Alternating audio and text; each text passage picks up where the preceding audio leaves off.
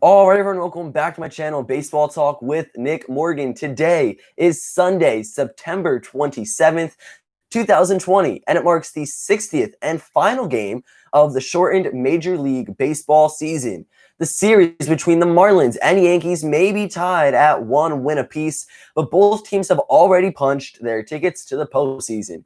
In an attempt to win game number 60, the Yankees give top pitching prospect Clarke Schmidt the ball for his first start at the major league level. The visiting Marlins, on the other hand, will put the ball in glove of Jose Urena, 29-year-old starting pitcher who looks to earn his first win on the season here this afternoon. The series finale will be starting in just a few moments, but first, let's take a look at 24-year-old Clarke Schmidt.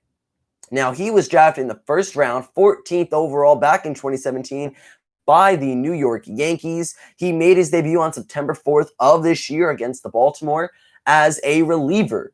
He's had 2 relief appearances this year, a 0-0 win-loss record, but a 7.71 ERA in 2 1/3 innings pitched, striking out 3 batters and working up a whip of 2.57. He faces the Marlins in this one, and his opposing starting pitcher is Jose Urena, 29 years old, 4 games pitched, an 0-3 record with a 6 flat ERA, 13 strikeouts in 21 innings, and a 1.48 whip on the season. So Clarke Schmidt can almost make or break the Yankees' postseason seeding with this game. Now, as I mentioned in the intro, both the Marlins and the Yankees guaranteed their spot in the postseason already, but their seed is not yet finalized. If the Yankees win this one and the Blue Jays lose their game, New York locks up that number 5 spot. But if the Yankees lose and the Blue Jays win, they drop from the 5th seed to the 8th seed and will face Tampa Bay in the first round.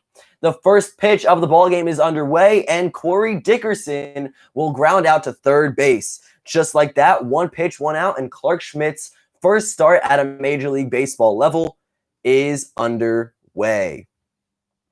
So a 5-3 ground out, that's from Gio Urshela, thrown over to DJ LeMahieu, starting at first base today. We'll get into the Yankees defense and some of the offensive numbers in just a few moments. But first, Starling Marte, batting second, the right-handed center fielder, will step in with 1 man out and nobody on.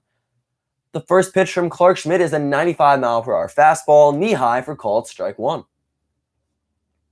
Corey Dickerson with the first out of the ballgame. Starling Marte up to the plate now, and Jesus Aguilar in the batting circle on deck. A fastball registering at 96 will run a little too far inside, so 1 ball and 1 strike.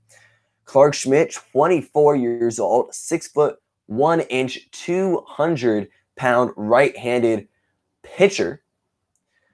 Marte offers a wave and miss here on a fastball, again at 96, down in the zone, so the count is 1-2. And we've seen a lot of fastball action from Clarke Schmidt here in the first 4 pitches of this ballgame.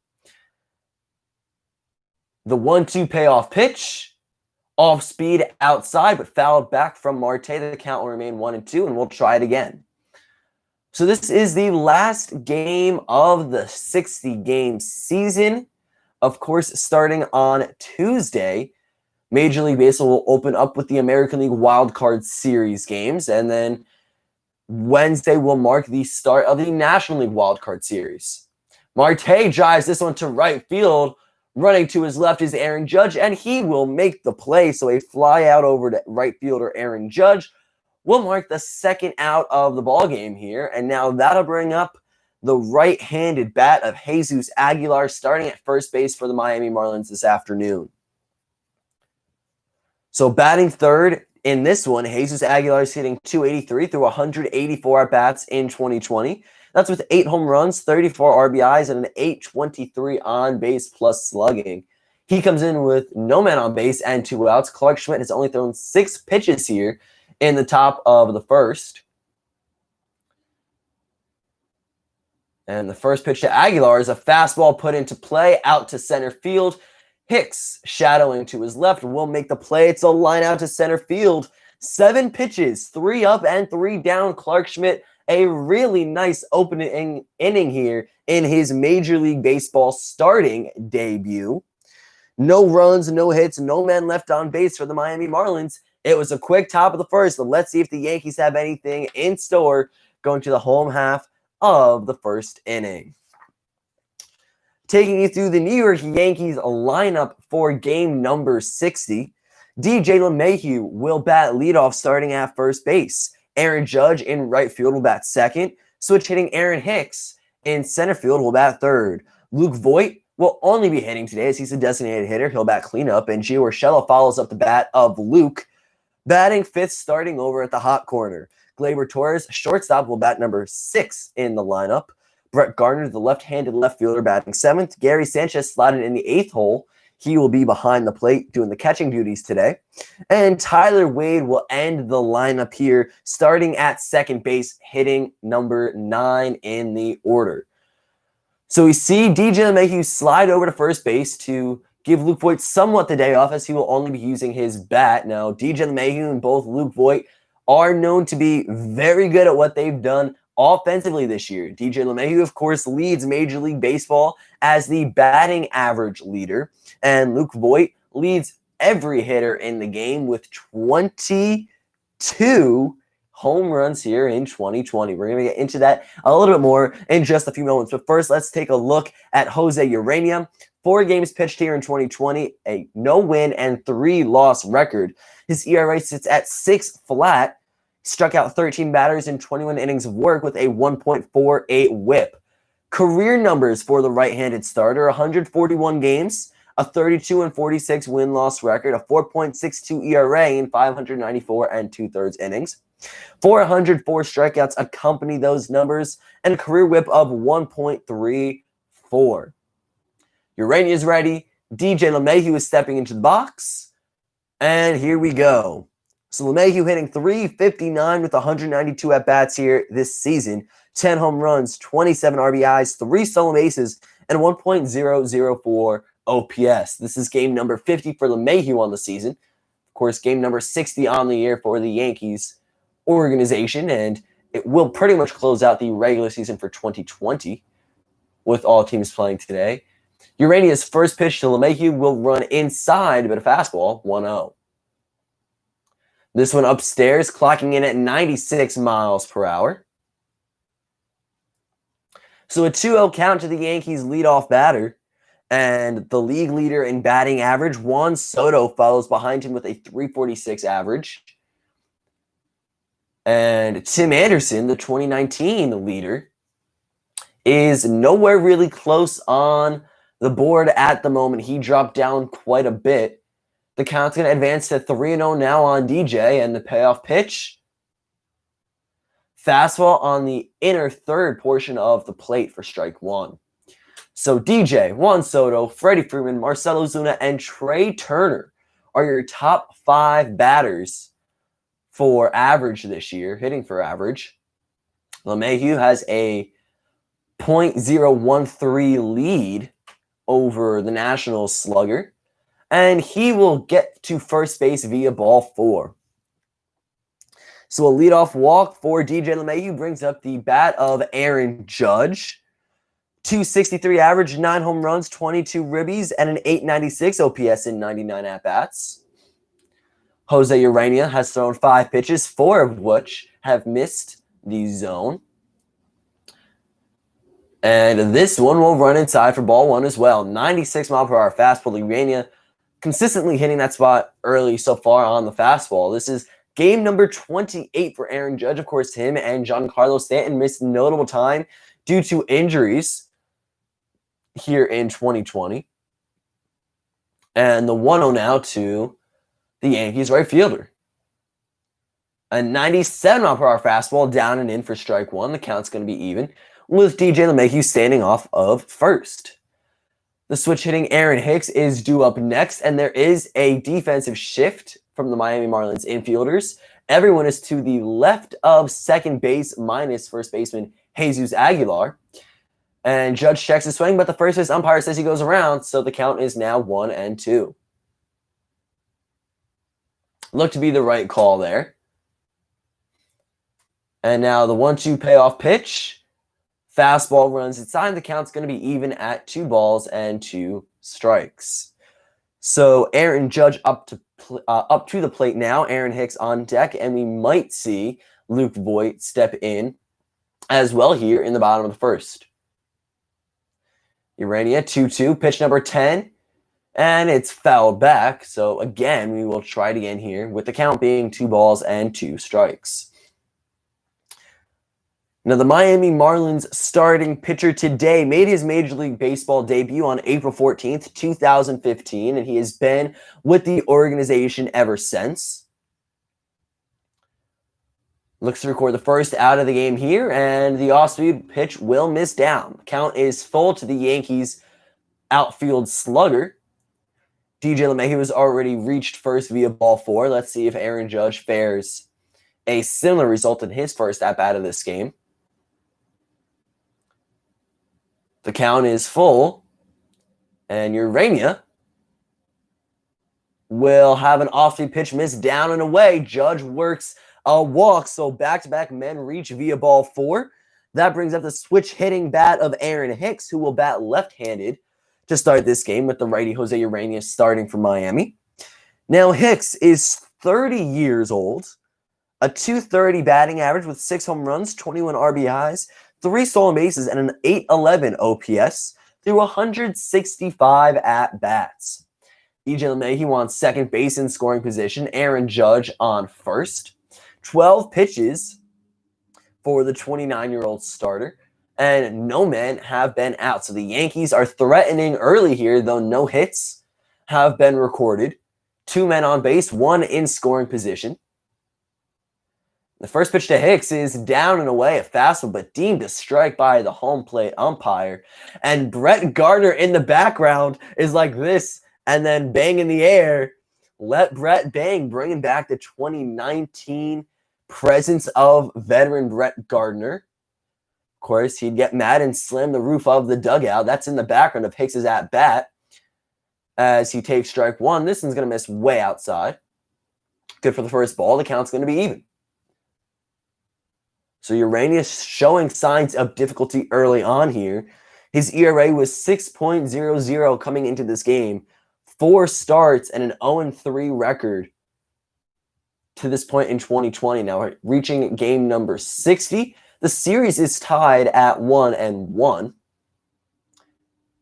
Just like the count to center fielder Aaron Hicks.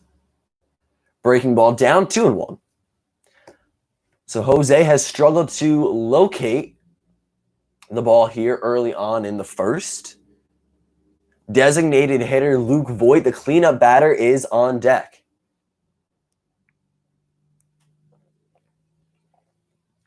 Hicks ahead 2-1. And the fourth pitch of the at-bat is going to miss down and away, nowhere close, but yet again, a strike from the home plate umpire. Hicks is kind of smirking there. He knows that's not a strike. That is well outside of the strike zone. Nowhere close. And almost in the right-handed hitting batting box. So, interesting call there. The 2-2, Aaron Hicks will put this one in play. In foul territory, Jesus Aguilar makes the run over to the Yankees dugout, but cannot make the catch. The count remains at 2 balls and 2 strikes. Now, Hicks should already be on first via ball 4, but that has not been the case. The home plate umpire has made some interesting calls here early on. Going back to game 1 of the series, I covered it live on Friday. Manager Aaron Boone got ejected on a called strike 3 pitch to Aaron Judge that was inches above his ankles, way below the strike zone.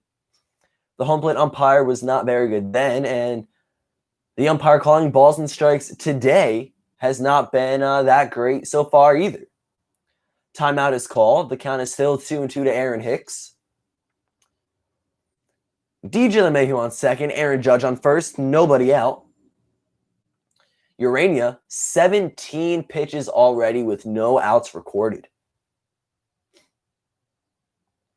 The 2-2 and put in play over to first baseman Jesus Aguilar. And it's going to be a 3-6-3 double play. Aguilar to Jazz Chisholm to Jose Urania, who covers first. So let's see, the Yankees are going to possibly challenge here. It does seem to be that Aaron Hicks is safe via the replay, so I'm not going to score it just yet in the book. But the center fielder, I believe, beat out the throw to first base.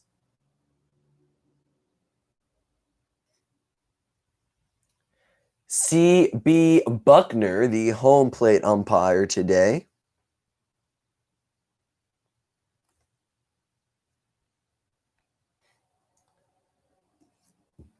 And let's see what the call on the field is. The umpires have their headphones on as the play is being reviewed and challenged. So Aaron Judge, granted, is going to be out at second either way, but it's whether or not Hicks was safe at first, and it seems like they have come to a decision.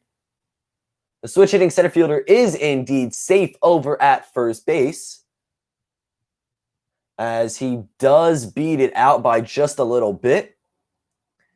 Hello to everyone in the stream and in the chat. Thank you so much for joining me here. I'm glad you guys are enjoying it.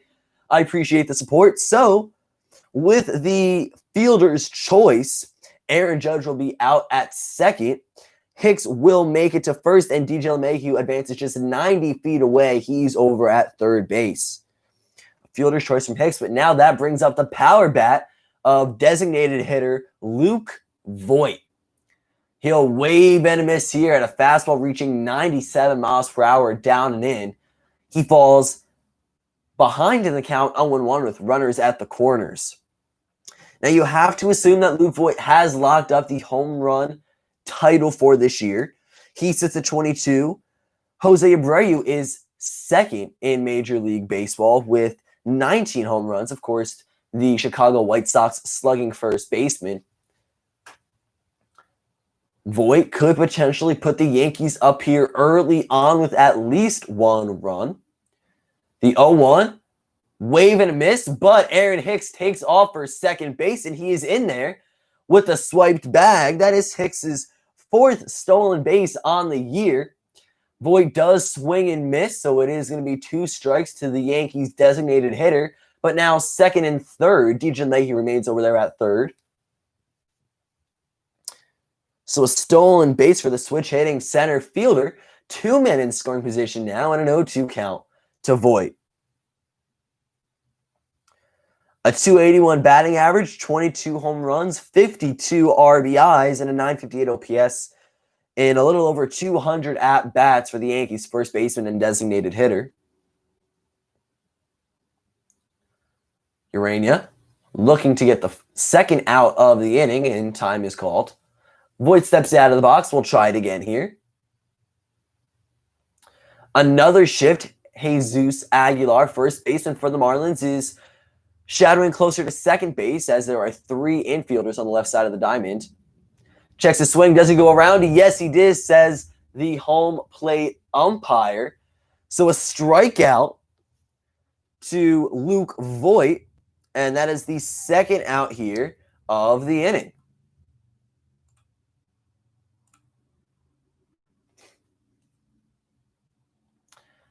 Luke Voit goes down on 3 strikes. Urania could potentially work out of trouble here. 2 men on, 2 outs, and Gio Urshela will step into the batter's box. Playing at the hot corner over at third base for the Yankees here in this one. Grounds it over to Jazz Chisholm, the shortstop. He bobbles it, and the throw pulls Aguilar off the bag, but he will make the catch and tag Gio for the third and final out of the bottom half of the first. It is a 6-3 ground out. No hits, no runs, no men left on base. It's going to be 0-0 as we head into the top of the second inning.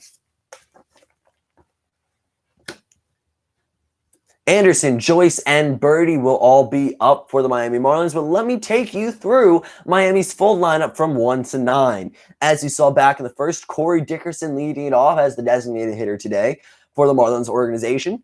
Starling Marte, the right-handed center fielder, bats second, and Jesus Aguilar, the first baseman, bats third. Brian Anderson over at third base will be the cleanup batter, followed up by the left-handed stick of Matt Joyce in right field today, batting fifth. John Birdie at second, batting sixth. Jazz Chisholm in the seventh hole, the left-handed shortstop. Chad Wallach behind the plate will bat eighth. And Magneuris Sierra, the left-handed left fielder, batting ninth. So that's your 1-9 for the Miami Marlins lineup. Two up in this inning is Brian Anderson, Matt Joyce, and John Birdie. Your third baseman, right fielder, and second baseman here defensively. So both teams are set up for the postseason at the moment. They have all clinched their spots. However, there is no guarantee whether or not the Yankees will be that number 5 seed.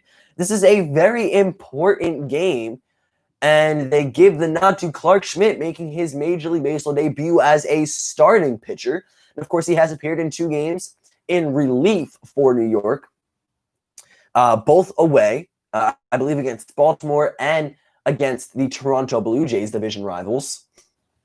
So now here against the Marlins, he's making his first start of the MLB career. He retired the Marlins offense in order: 1, 2, 3, Dickerson, Marte, and Aguilar, all on 7 pitches. Looked very good, did not allow a base runner, and really no struggling or hesitation on his behalf. He is 6'1", 200 pounds, and a 24-year-old starter. In well regard for the Yankees organization, was the top pitching prospect for New York, and the first pitch of the inning is going to be a fastball outside, strike 1. So Clarke Schmidt doing very well here. Brian Anderson steps in to face him for the first time. Puts this one in play, but foul down the third base line. The count is 0-2. Now Anderson is hitting .255 with 10 home runs, 37 runs batted in, and a .798 OPS. He was drafted in the 3rd round, 76th overall pick in 2014, selected by the Miami Marlins. This is his 59th game of the season and 60th, of course, for Miami as a team.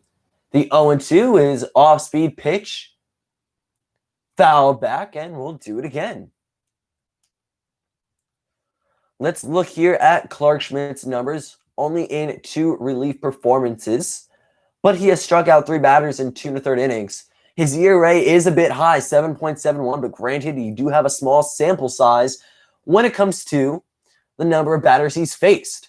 Anderson tries to hold up, but does not do so respectively, and will strike out for the first out here in the 2nd inning. Hello to everyone in the chat. How are you doing? Jordan, I appreciate the support. And everyone here in the live, thank you all so much for your continued support. And, you know, I appreciate you all so very much. We recently hit 1,000 subs. I was live on Friday when we hit the mark. You guys are awesome. I appreciate it. Thank you all so very much. The score is 0-0, tied in the top of the 2nd, 1 out, and Clarke Schmidt bounces in the first ball to face Matt Joyce. The left-handed right fielder steps in with a .258 average, 2 home runs, and 14 runs batted in, with 1 stolen base through 124 at-bats this year. He fouls this one down the line. The count's going to be 1-1. Clarke Schmidt only throwing 13 pitches to this point, but retiring 4 outs and not allowing a base runner in any capacity, whether that's a walk or a hit. The 1-1 and off-speed backdoor. Gonna miss outside, 2-1. So Matt Joyce up to the plate now. On deck is John Birdie, second baseman for the Miami Marlins. The 2-1 payoff pitch from the 24-year-old starter is going to miss down and in, 3-1. So this is the first at-bat where Clarke Schmidt has really not been too dominant so far, but I'm not worried. I don't think there's any need for worry, as he's looked very good through 1 1/3. Number 86 with the pitch. And an inside strike. The count is full. So Brian Anderson went down on strikes. It's a full count to the Marlins right fielder, and Birdie is on deck. 1 out and no men on. The veteran outfielder will work a walk as the off-speed misses just high for ball 4. So that is the first base runner of the ballgame for Miami. We have not seen a hit yet, but 3 men reach via the walk through 1.5 innings, give or take. Now, the Yankees, we mentioned how they aren't guaranteed a spot as the number 5 team in the American League. It's either 5 or 8, depending on how well they do and the Blue Jays in today's ballgame. But they have a number of potential opponents come Tuesday when the wildcard series starts on September 29th. It could be the Rays, the Indians, the White Sox, or the Twins. And again, that is all depending on how well a handful of teams do and their respective games today, here, September 27th. The first pitch to Birdie is a ball. So he's ahead in the count 1-0. And he's going to line this one into right field. That's the first hit of the ball game. Aaron Judge will throw it in. And it's now first and second. Matt Joyce advances 1. John of Birdie with the first hit of the game. And now Jazz Chisholm, 2 at-bats with his first home run in the MLB level. 3 runs batted in, 2 stolen bases, and a .455 OPS. The Marlins are making a solid effort of maybe scoring here in the away half of the second. 1 out, 2 on. And this one's going to get by Gary Sanchez, a fastball that sails over his head. Both runners will advance, so Joyce moves over to third. Birdie up to second.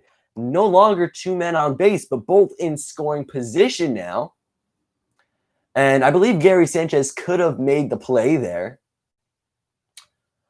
It tipped off the top of his glove, and it got by him all the way to the backstop. The Marlins are set up for, at the bare minimum, a sac fly to score their first run. But it scored a wild pitch.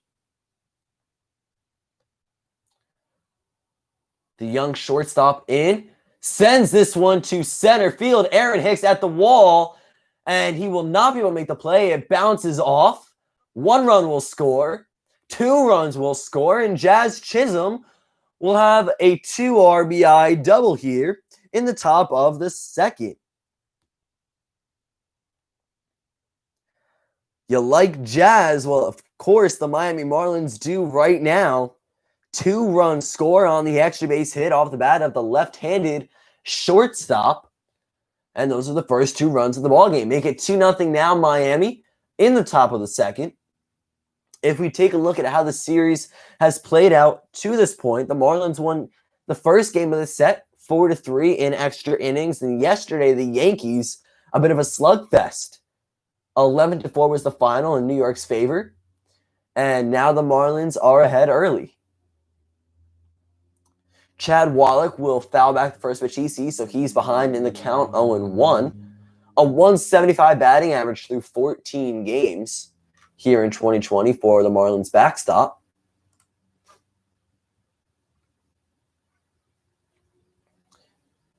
And Chad will be behind in the count 0-1. A runner on second and 1 out. Called strike 2. Front door breaking ball.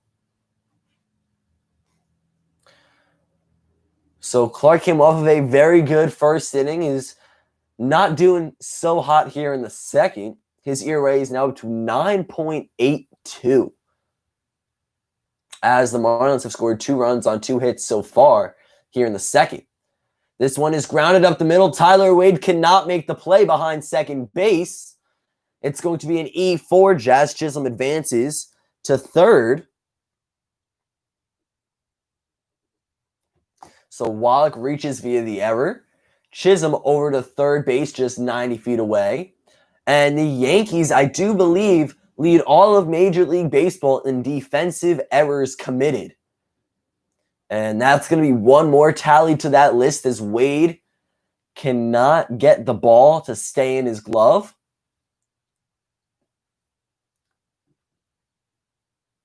And I stand corrected. The official scoring is a hit there. So it's not an E4. It's a single for Chad, and he is on first with a base knock. Mangurius Sierra, I'm almost positive I said his name wrong right there. I do apologize, but Sierra up to plate now for Miami. The left-handed left fielder will foul this one back. He's down on the count 0-1, but 2 men on base again here, still with 1 out. Jazz Chisholm occupying third base. Chad Wallach over at first, being held on by DJ LeMahieu. Sierra taps this one. Again, foul. The count is 0-2. He's hitting 250 through 40 at-bats, so that's good for, of course, 10 hits this year with no home runs, 7 runs batted in, 4 stolen bases, and a 715 on base plus slugging. He can add to his RBI count on the 2020 season here with a base knock. That would score at least 1. Schmidt has thrown 26 pitches, just threw his 20th on the inning, but he gets Sierra to swing and miss at an off-speed pitch down in the zone.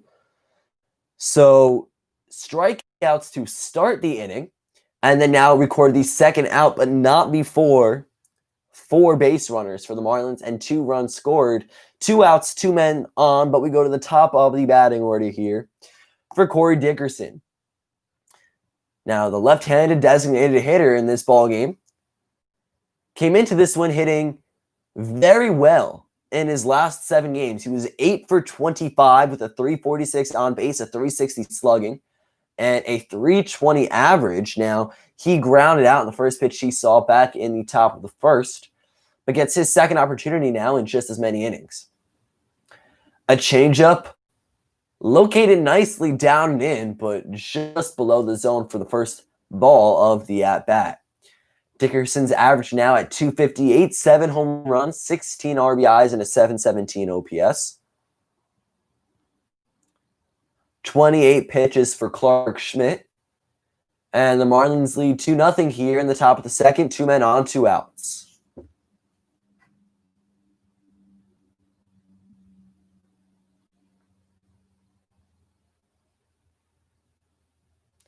This one is going to be a called strike from the home plate umpire. A changeup pretty much in that same spot. So the count is even and 1-1. Big at-bat from Clark Schmidt. You want to limit the damage here. Already giving up 2 runs here in the away half of the second.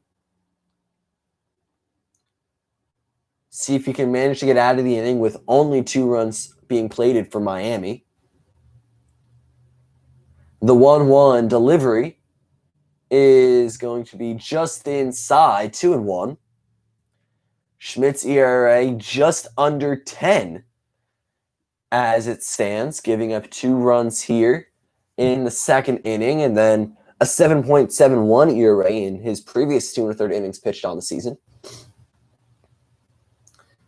Not yet finding his groove at the major league level, was held with high regard as the top pitching prospect for the Yankees. And this one's fouled and out of play, make it a 2-2 count with 2 outs.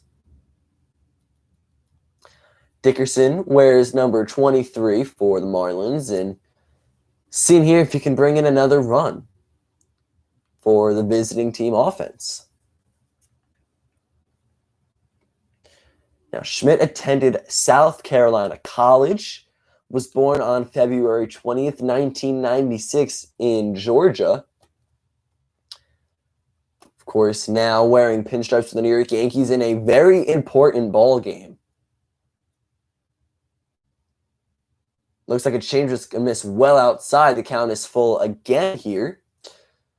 And a 3-2 count with Starling Marte on deck.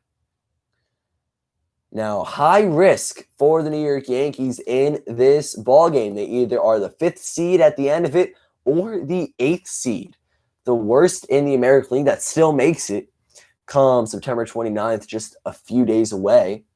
Lined back up the middle off the bat of Corey Dickerson. It's a base hit. Jazz Chisholm will score easily from third. And we see Chad Wallach stop at second base. So it's 3-0 Miami, and Clark Schmidt showing signs of struggling here in the second inning. But a breaking ball knee high. The veteran Corey Dickerson stays on it, hits it right back up the middle. Good at bat right there. Works the count full. And then an RBI single. So Wallach at second. Dickerson now at first base with his RBI knock. And that brings up the center fielder, Starling Marte, of course, acquired at the trade deadline from the Arizona Diamondbacks. And the first pitch he sees is a called strike.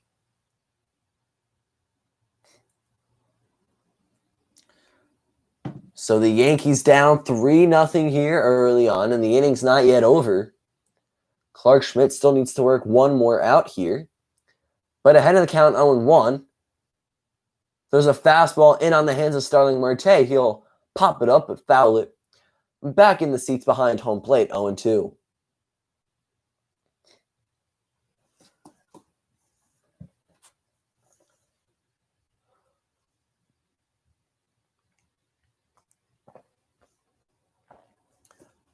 The 24-year-old looking to work his way out of the inning. And the Blue Jays currently have a lead over the Orioles, 1-0 in the bottom of the second. So if the Yankees don't win this game, but the Blue Jays win theirs, New York is indeed that number 8 seed. This one runs up and in and knocks off the helmet of Starling Marte. Scary. Hopefully he is all right. A hit by pitch. The trainers run out immediately. And you have to think that one just got away from the Yankees starter. Fastball up and in, takes off the helmet. Here's to Starling's safety, and hopefully he's all good, not hurt.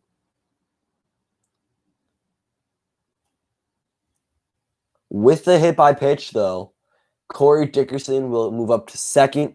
Chad Wallach moves just 90 feet away. He's at third. The trainer is still out with Marte. Again, hoping he's okay here.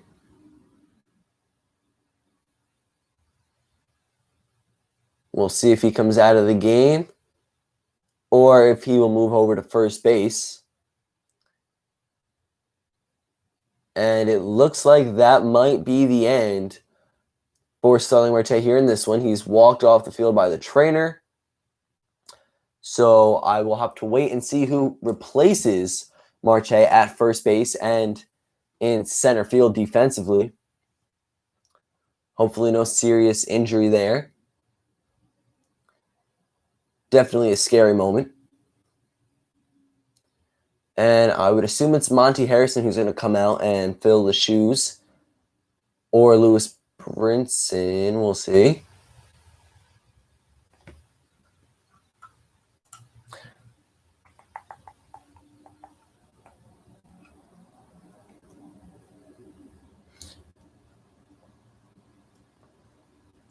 So running over to first base is Lewis Brinson. He will be taking over for Starling Marte. Moving here on out.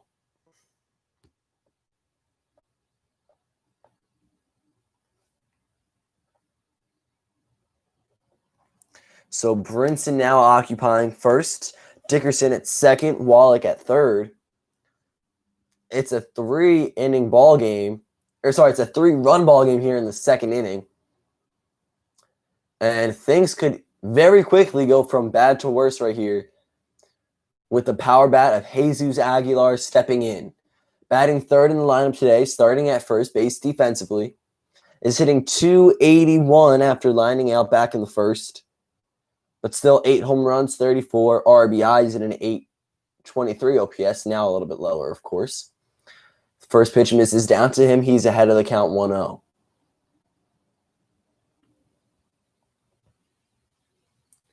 Clark Schmidt has worked into trouble and not quite yet out of it. Breaking ball down 2-0. No place to put Aguilar as there are men at each first, second, and third. A 2-0 count to Jesus, who made his MLB debut on May 15th, 2014 with the Indians. A 95-mile-per-hour fastball in the inner third will be fouled back. The count is 2-1.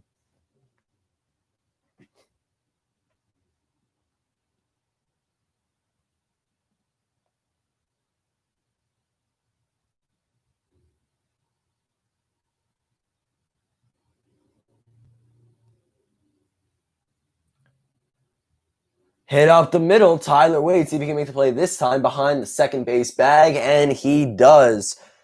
So it is a 4-3 putout to end the inning, but the Miami Marlins score 3 runs in the process off of 1, 2, 3, 4 hits. 3 runs, 4 hits, 3 men left on base for the Miami Marlins. Lineup here in the away half of the second. They are off to an early lead. Let's see if the New York Yankees can tack on any and start to chip away here in the bottom of the second. Gleyber Torres, Brett Gardner, Gary Sanchez, all due up to hit.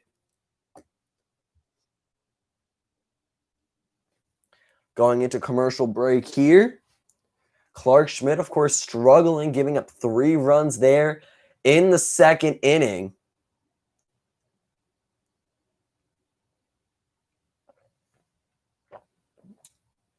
And his ERA now sits at 10.38 through 4 1/3 innings pitched so far in his Major League Baseball career.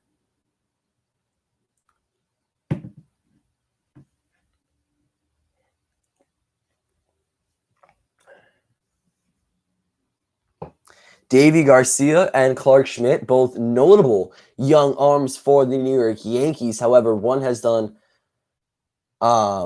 consistently better than the other. With Deivi Garcia, of course, he does look to be in the potential running for a postseason starter, either the number 3 or 4 arm through the rotation.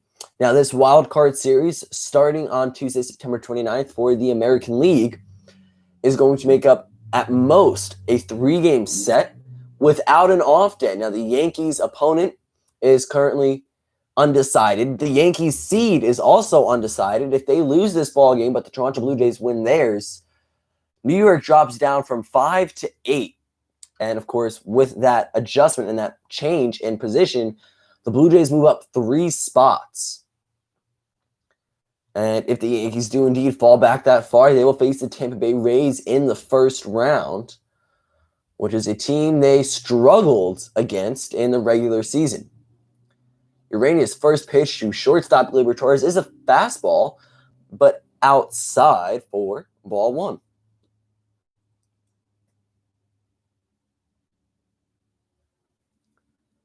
Gleyber going to foul this fastball back. The count's even now.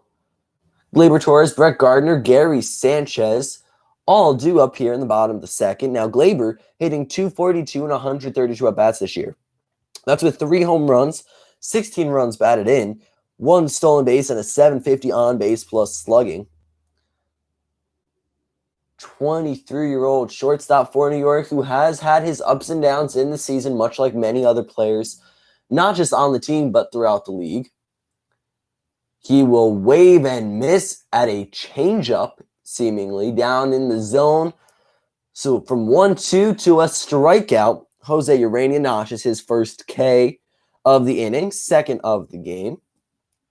And that brings up the left-handed left fielder, my personal favorite player on the New York Yankees, Brett Gardner. Gardy has thrown 5 Gardy parties with 5 home runs, 15 runs batted in, 3 stolen bases, and a 725 on-base plus slugging, with a 206 average in 126 at-bats. Now, over the past few seasons, he has been signing 1-year contracts with the New York Yankees. Going into 2020, this past winter, he signed an option for, I believe, a little over $12 million for the 2020 season, and then the club option to bring him back for 2021, and that contract will be worth $10 million if the Yankees do decide to bring Brett back here for next season. He's ahead in the count early, 2-0. On deck is Gary Sanchez.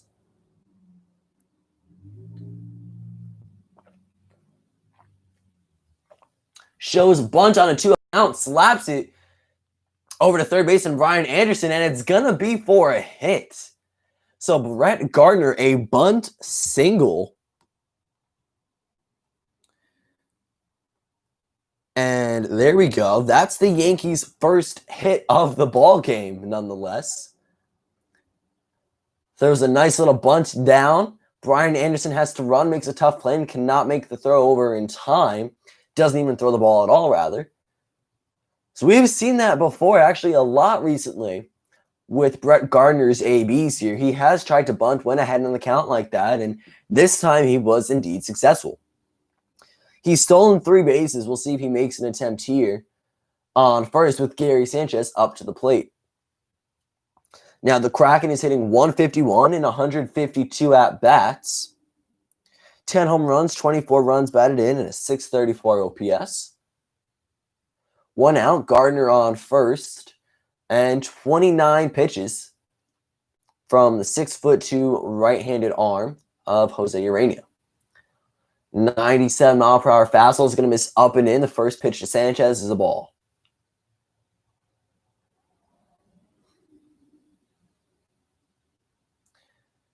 So the 1-0 delivery here. Off-speed pitch right down the heart of the plate. 1-1 for a called strike. The Orioles and Blue Jays are tied at 1 through 2 completed innings. That's a big game. Yankees fans really need to rely on Baltimore to win this one, especially if we cannot come back from this early deficit that we find ourselves in. A 1-2 count now to Gary Sanchez, who's had his fair share of struggles at the plate through 2020.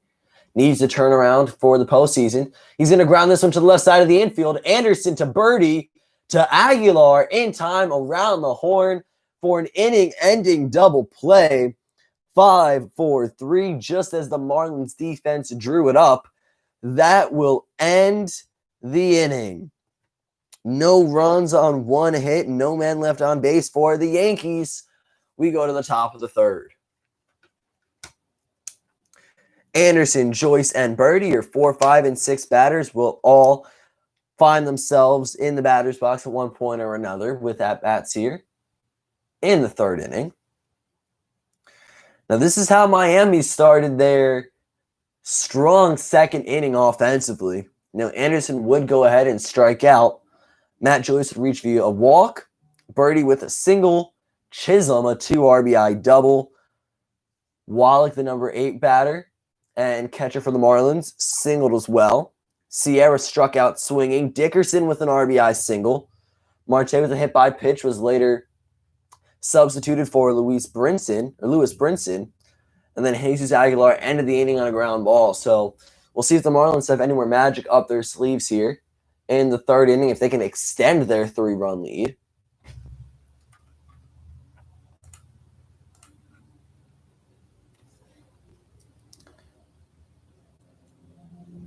Clark Schmidt, more on him. We mentioned already, he's 24 years old. He was born on February 20th, 1996 in Georgia. He made his debut earlier this month, about 23 days ago, on September 4th, 2020, against the Baltimore Orioles at Camden Yards as a reliever. Now, didn't do too hot then.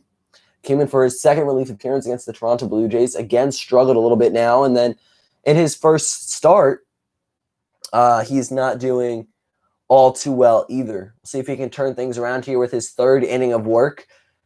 Just getting underway as we return from commercial break on Yes Network, the platform I am viewing the game on right now.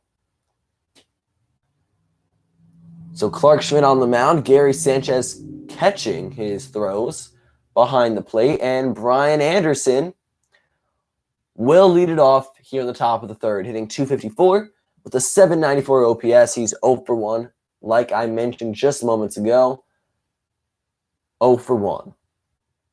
First pitch he sees is a, I want to say, curveball, backdoor curveball outside 1-0.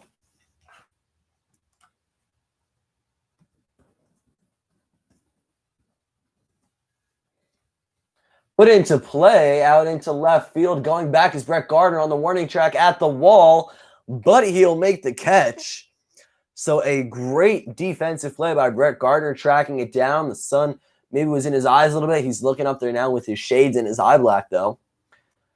So a good play for the first out here. That's a fly out to left field. F7 in the scorebook.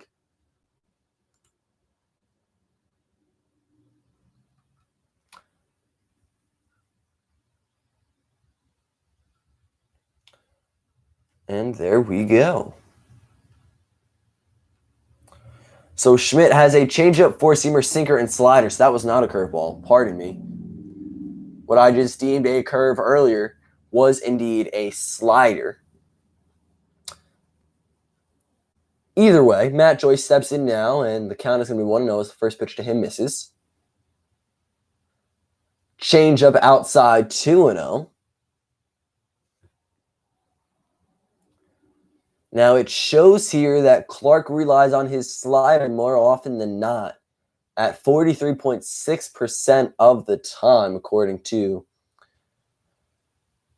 Baseball Savant.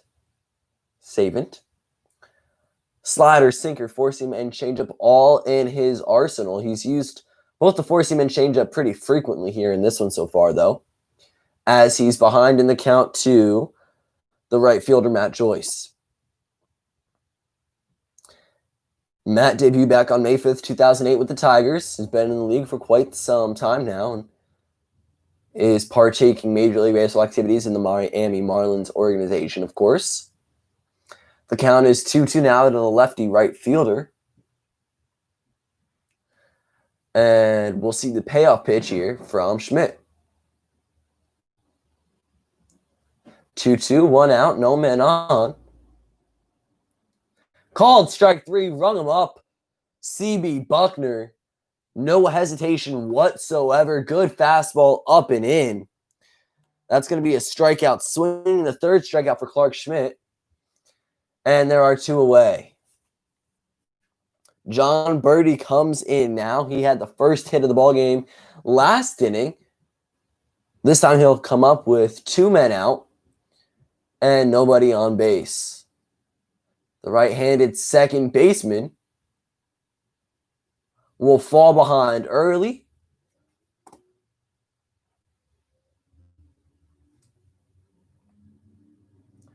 So I'm trying to look at more metrics here on Clark Schmidt's pitch selection.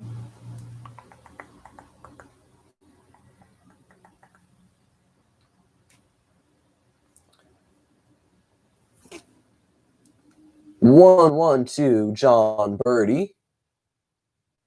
And make it 2-1. Fastball just inside. Clark does not get the call.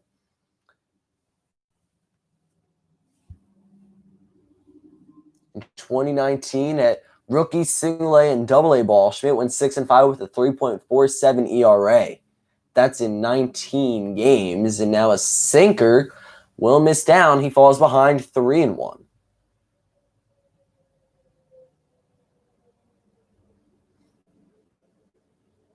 So 3-1 to Birdie, and Chisholm due up next. No men on, two outs. Top of the third, Marlins lead 3-0. Ball four, fastball going to miss upstairs. So John works himself a two-out walk. Runner on first now for the left-handed shortstop and rookie, Jazz Chisholm. Had a big 2 RBI extra base hit and knockback last inning. And that accounts for the majority of the runs scored so far for the Marlins. So Chisholm now steps in to face Clark Schmidt for the second time. His average now up to 151, has 5 total runs batted in on the year. First pitch to Jazz, never mind. Schmidt's going to throw over to DJ LeMahieu, check up on John Birdie, and he's back safely. So DJ LeMahieu over at first base, though yesterday there was some speculation thinking maybe Aaron Boone would sit him to preserve the batting title, or the potential batting title. It seems to be, though, that LeMahieu should be able to maintain that #1 spot, leading Major League Baseball in batting average, really no matter what happens today. Juan Soto would need a hit, and I don't even know how many at-bats. In only one game, Soto would have to put on a very great performance at the plate, and DJ would have to struggle greatly. So 1-0 to Chisholm. Make it 2-0. Changeup misses in the dirt. 54 pitches for Clark here in the top of the third through 2 2/3 innings. Again, here in his first major league start. 14th selection back in 2017 in the amateur draft. We'll check up on Birdie once again, but again, the Marlins second baseman is back safely.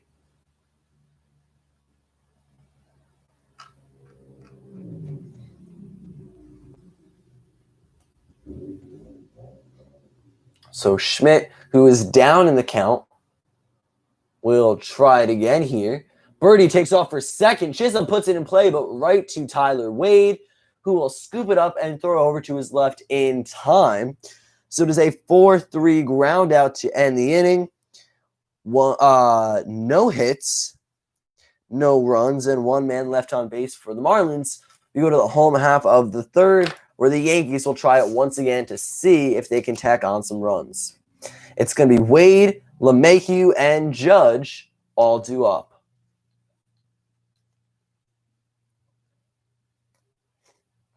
So a score update here. Lourdes Gurriel Jr. hit a 2-run home run in the bottom of the third. That gives the Orioles, or that gives the Blue Jays, rather, a 4-1 lead over Baltimore. So if you're the Yankees right now, you really need to go ahead and come back and start winning this ballgame, unless you want to face Tampa Bay in the first round. Personally, I don't necessarily mind that home run because Lourdes Gurriel Jr. is on my fantasy baseball team, and I'm currently competing for the championship. I'm looking for the win here.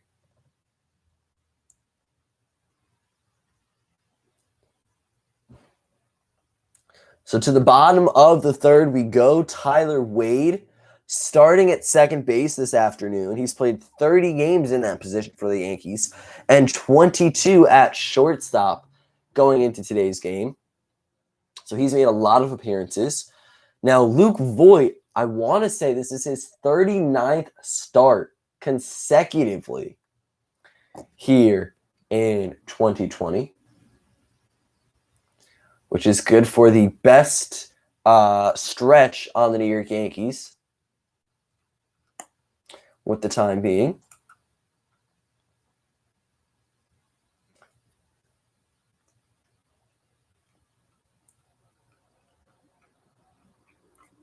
So here we go.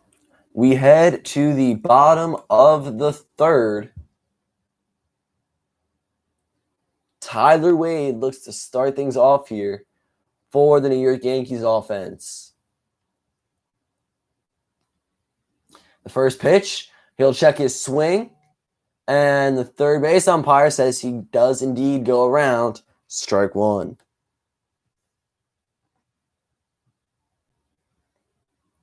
So bottom three here, Yankees have scored no runs on just one hit,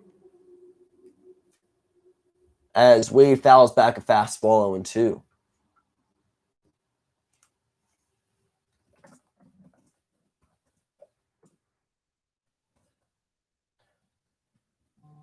So let's go ahead here, look up Urania's pitch types.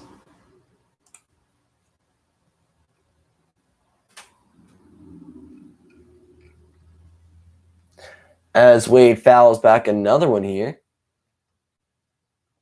We've got the changeup, four-seamer, sinker, and slider. So the same mix as his opposing starting pitcher, Clark Schmidt. But unlike Clark, Urania relies mostly on his sinker, throwing about 42.3% of the time. Goes through his changeup the least, 7% only. And Wade puts us puts this one in play, chops it over to first base. Jesus Aguilar will be able to make the play himself, though. So 3 unassisted, and that's the first out of the bottom of the third. That'll bring up DJ LeMahieu, who worked a walk in his first at-bat just 2 innings ago. He would reach third, but no further. DJ now hitting .359, or still hitting .359 with 10 home runs, 27 runs batted in, 3 stolen bases, and a 1.004 OPS. Keep in mind that is slightly higher now, 1.006, as he reached via ball 4 last time, and called strike 1 down in the count.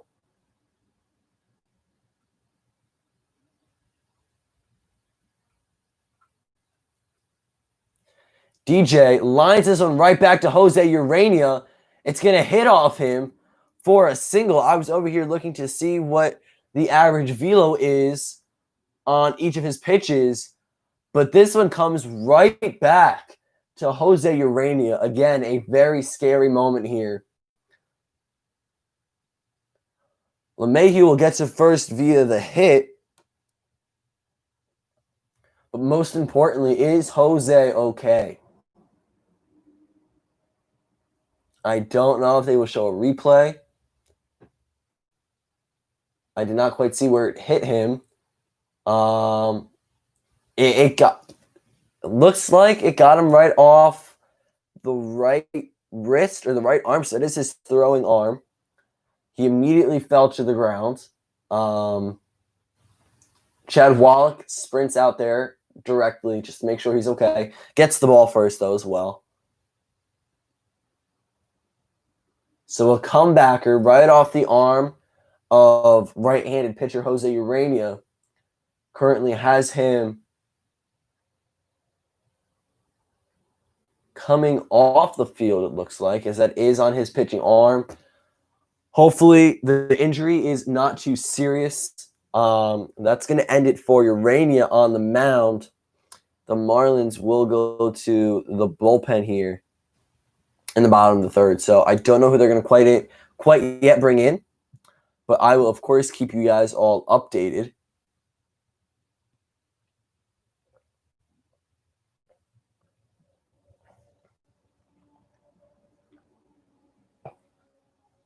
I'll take you guys through the scores around Major League Baseball right now, of course, with all of these games being afternoon starts. Majority of teams have already initiated their last game of the season. So, of course, the Marlins lead the Yankees 3-0 in the bottom of the third. The Orioles trail the Blue Jays 1-4. The Nationals lead the Mets by a score of 6-3. The Reds and Twins are scoreless. The Tigers fall behind to the Royals 1-2 through the middle of the sixth. The Padres a 1-run lead over San Francisco 2-1. Astros with the same score lead the Rangers by 1. Diamondbacks out to an early lead 6-0 over the Colorado Rockies. Dodgers are ahead of the Angels 1-0, and the Pirates and Indians are tied 2-2. The Mariners 2-1 against the Oakland Athletics. They have a 1-run lead. The Rays a 3-0 lead over Philadelphia. Red Sox and Braves are tied at 1 apiece. The Cubs lead the White Sox 6-0. Cardinals lead the Brewers 3-0, and that's going to end it for your scores around Major League Baseball at the time being. Now, there is not yet a guarantee in who is in the postseason right now in the National League. There is still some teams who are pushing for wins today that might sneak them in the 7 or 8 seed. The Reds are very close to getting second place in the Central, which of course slots them up a little bit higher in the bracket. Now, you guys will have a prediction video coming out on the channel soon for what I think is going to go down in the postseason once the seeding is finalized after the conclusion of today's last regular season game. Dan Castano is going to come in for the Marlins here. Let's look at his numbers. So a left-handed reliever, 26 years old, stands 6'3", 231 pounds.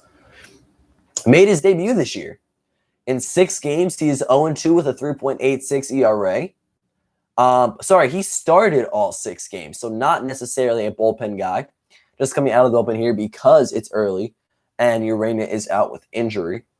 So 6 games started, 6 games he's made an appearance in, 3.86 ERA, no wins, 2 losses, 10 strikeouts in 23 1/3 innings, and a 1.50 whip. So 2 injuries suffered to the Miami Marlins roster. One being Jose Urena, starting pitcher, of course, which just happened moments ago. Starling Marte, hit by pitch, exited the game back in the first inning, I want to say. Yes, it was the first inning.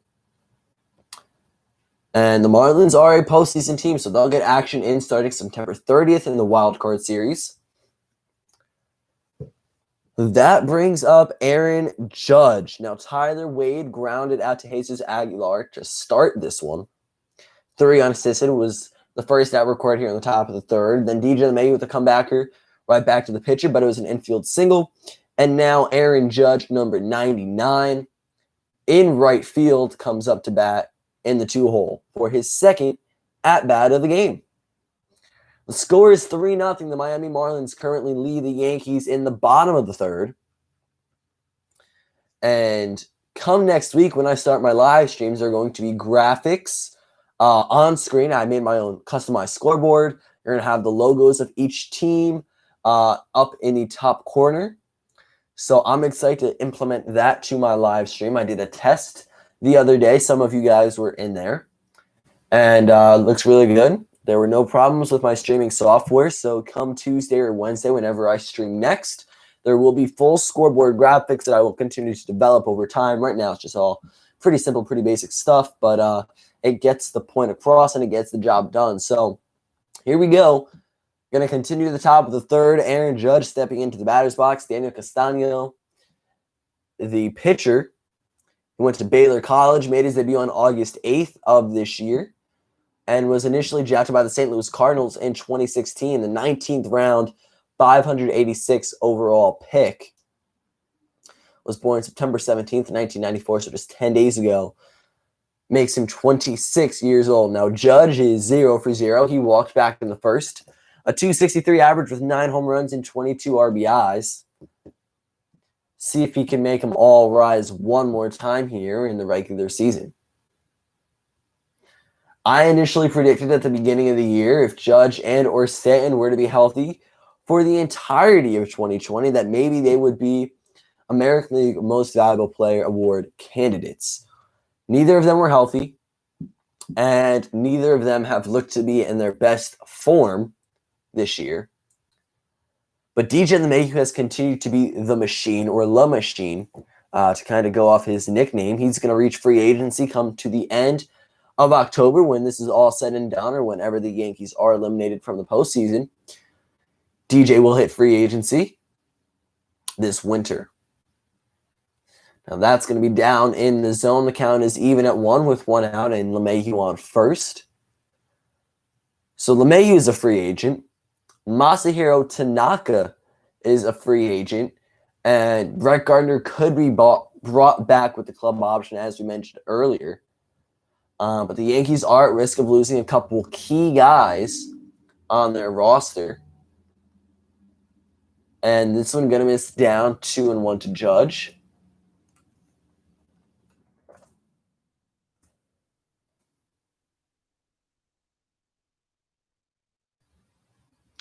The 2-1 delivery to Judge, and it's going to be fouled back 2-2.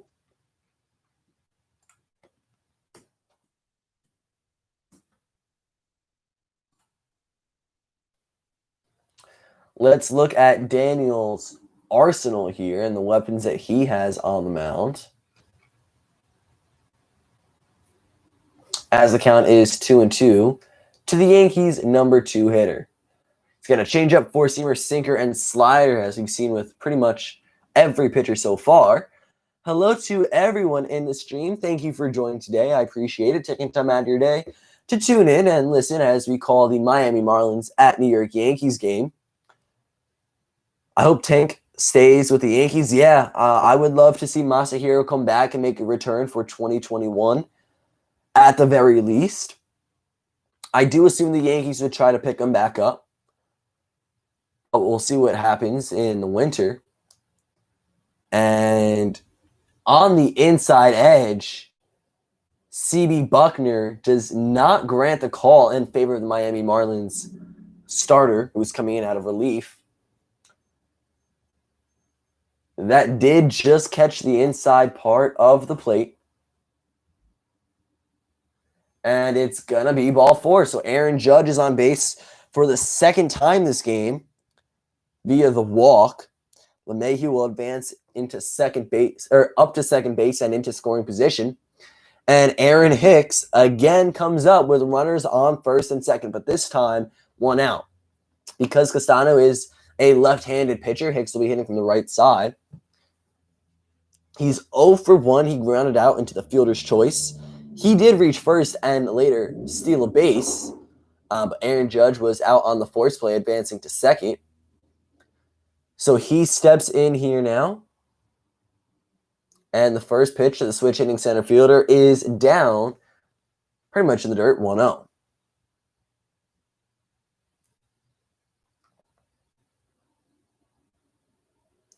So the changeup, four-seamer, sinker, and slider. It looks like Estanio resorts to the four-seam 40.2% of the time, give or take. And Hicks will foul this one back, 1-1.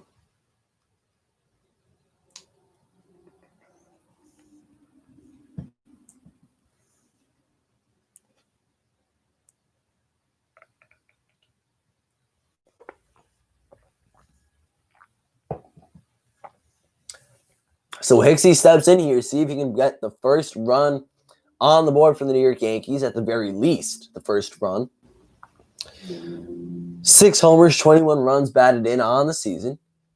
This one misses up and away, 2-1.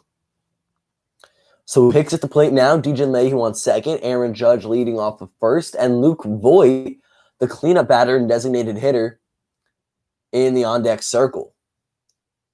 Do the Yankees have home field advantage in the playoffs? No, they do not, as this is a called strike 2. So the Yankees right now are either going to end with the 5th seed or the 8th seed. We've talked about it briefly earlier on, but if the Yankees lose this game and the Blue Jays win against the Orioles, the Yankees drop down from the 5th seed to the 8th seed. And in that case, they will switch places with the Toronto Blue Jays. Either way, the Yankees will be the visiting team as Hicks flies this one into right center field. Matt Joyce makes the catch and camps under it for the second out here. So Hicks is retired. Luke Voit steps in. Now, the Yankees aren't just unaware of what seed they're going to end in, but they do not yet know who they're going to be facing off against. The Tampa Bay Rays are a possibility, and the only possibility, I think, assuming they do lose and the Blue Jays win. But let me just double check that here. Let's see. Yeah, so it looks like the Tampa Bay Rays will finish first in the American League no matter what really happens. Though I could be wrong. I'm not really looking, doing the math for all teams and for all organizations here. But the Tampa Bay Rays seem to be the first place team. And they will play against the number 8 team, whether that's the Orioles or the Yankees. The Blue Jays or the Yankees, we'll soon find out. But then the Indians, the White Sox, and the Twins are all up for, I believe, number 4, depending on who wins and who loses each of the few games that those 3 teams are involved in. So it's going to be interesting to see how this plays out here. Last game of the season, but a lot is riding on it. It's crunch time for some of these teams here in game number 60. And the count is 1-1 to Luke Voit. He could tie this up here with his 23rd home run of the season, which would further his lead for Major League Baseball's home run leader. He currently sits at 22. To the best of my knowledge, Jose Abreu still is at 19 homers on the year. And if you prorated 22 home runs into a 162-game season, meaning if you took Luke Voit's numbers, you did the math, and you made it 162 games instead of 60, That would be, I believe, 60 home runs, which is absolutely insane. I'm going to do the exact math right here. I believe everything is worth 2.7 times in a 162 game season with the 60-year schedule or 60 game schedule.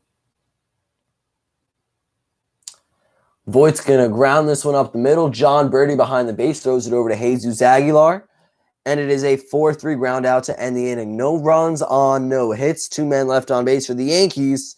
Not showing signs of doing well offensively early on here. But yeah, 22 home runs times 2.7 is the equivalent of 59.4 home runs in a 162 game span, which is absolutely ridiculous. Those are monstrous numbers from Luke Voigt. Though, of course, this is not a 162 game season, so he'll either end with 22 home runs or somewhere around that mark. Mayhew's batting average has gone up as he is 1-for-1 with a single and a walk, though the walk does not work its way into batting average. So we're going to go to the top half of the 4th inning. Chad Wallach, Magneuris Sierra, and Corey Dickerson are all due up. Now, I know I'm pronouncing Sierra's first name incorrectly, and I do apologize. Is there anyone on the IL for the New York Yankees? Yeah, there are a few guys, I do believe. I could check that for you right now. See exactly who is on the injured list here.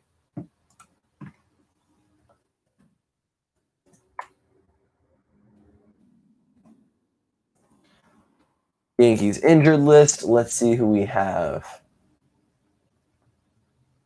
So Heller's on the 60-day IL. Paxton's out. Tommy Kahnle's out on the 60-day IL. I believe he had Tommy John. And then relief pitcher Dan Otero is on the day-to-day, and that's going back to July 21st. So really nothing big right there, but Luis Severino 60-day, Kahnle 60-day, Paxton 60-day, Heller 60-day. So none of those guys will be available for us in the postseason. Of course, we were expecting Severino to be out this year. And a few of those injuries are well known of. So offensively, no injuries, but injuries and just guys not looking up to be their best selves are different stories because Aaron Judge, Giancarlo Stanton, both of those guys have definitely struggled a little bit. Gary Sanchez really hasn't found his groove at all at the plate this year. So hopefully things can turn around here come the postseason. But of course, you will find out starting Tuesday. Chad Wallach steps in to face off against Clark Schmidt, and he's down in the count 0-2 early on here. Wallach singled back in the 2nd inning, reached 3rd, but no further. And this one's going to bounce in the dirt 1-2.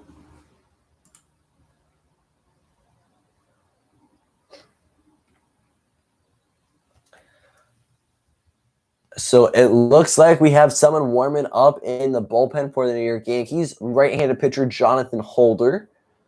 I don't know if the Yankees will try to get 5 innings out of Schmidt or not.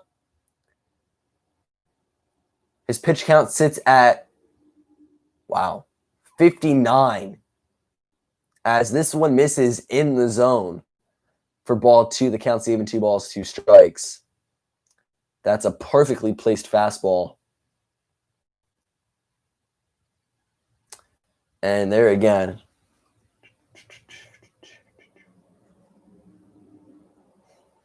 So count is full to the Marlins backstop. Catcher and number 8 batter.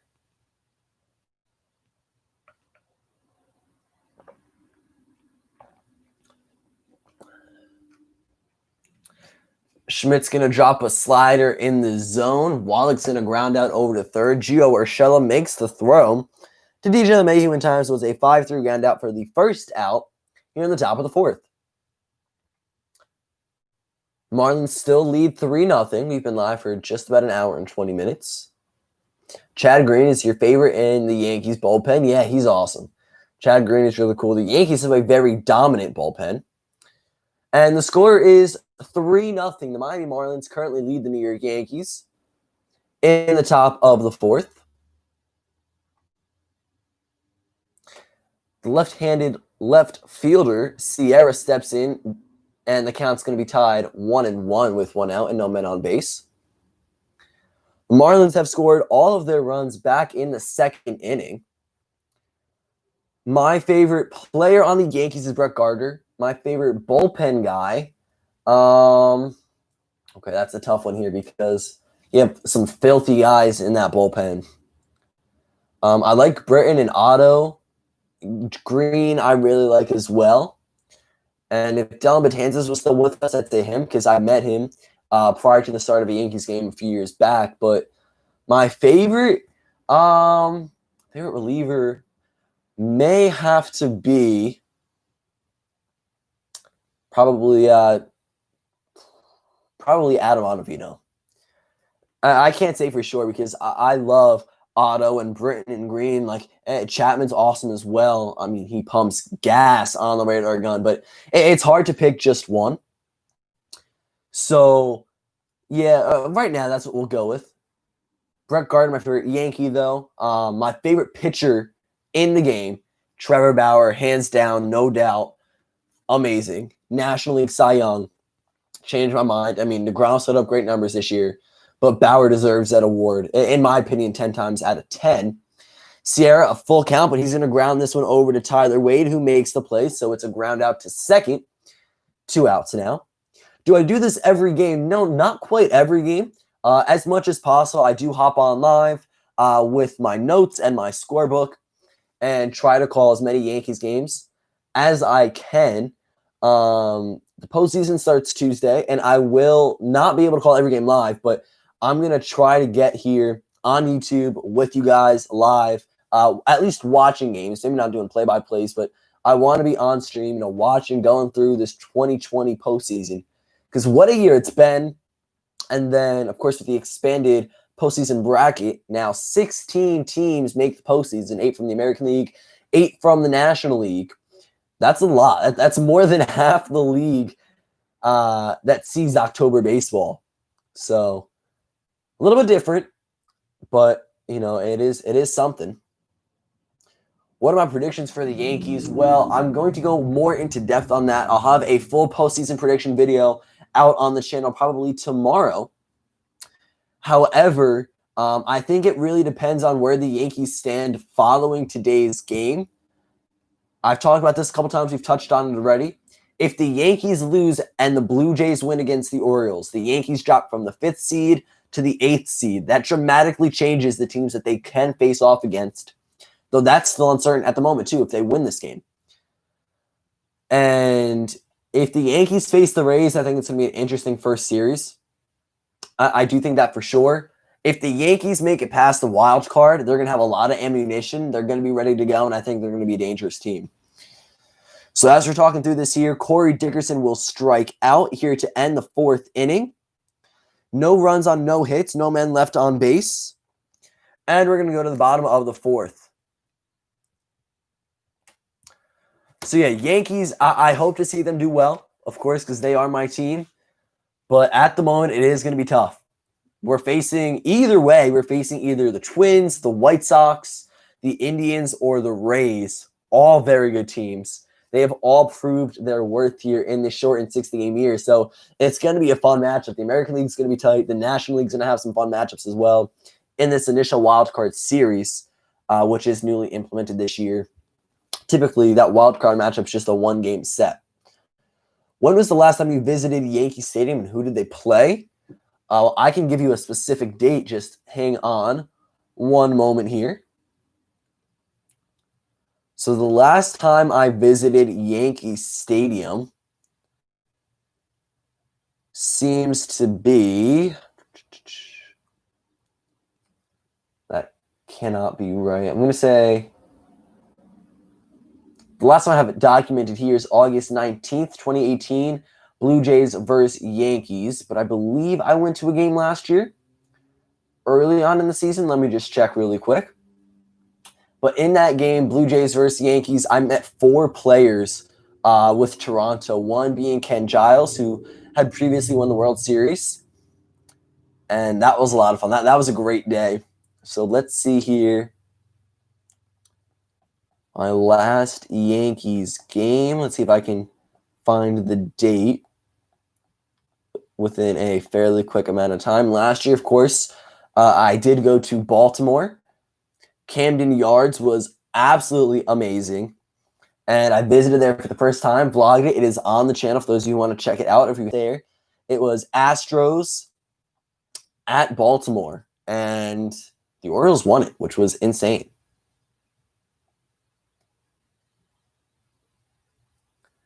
So here we go. We're heading to the bottom of the 4th. Gio Urshela leading it off. Castano still in the ballgame for Miami. It's Urshela, Torres, and Gardner all due up here in the home half of the 4th. Gio's going to fly this one to right field, but foul and out of play. The count is 0-2 to the Yankees' third baseman.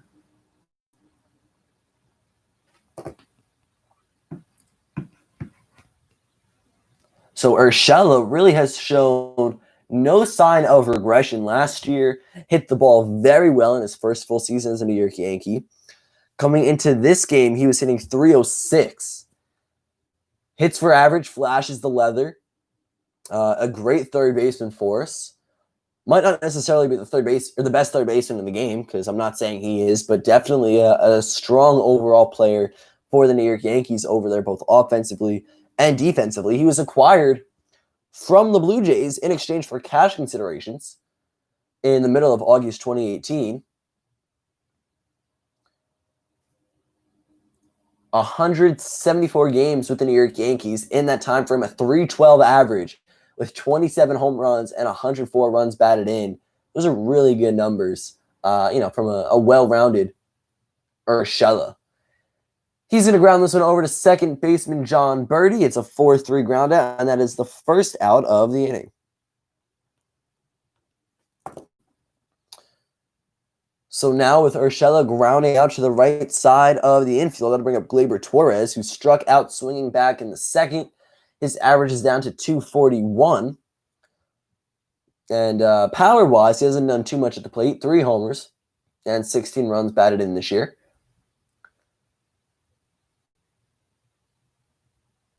Off-speed pitch right down the middle for called strike 1.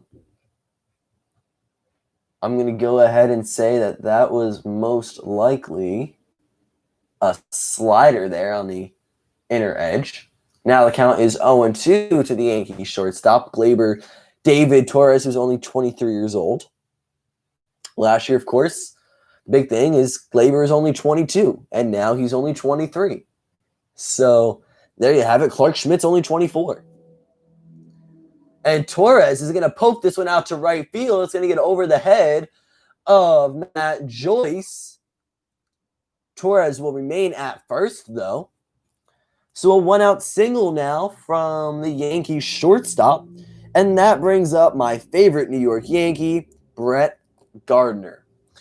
Gardner is 1 for 1 with a bunt single back in the second. It was a first base hit for the Yankees this game. With Torres on first and 1 away, the Yankees are still trying to chip away at this 3-run deficit they've been in for just a few innings now. Put a run or 2 up on the board here. And slow but steadily get back into this ball game. The first pitch, number 11, veteran outfielder, is a fastball. 91 miles per hour, strike 1.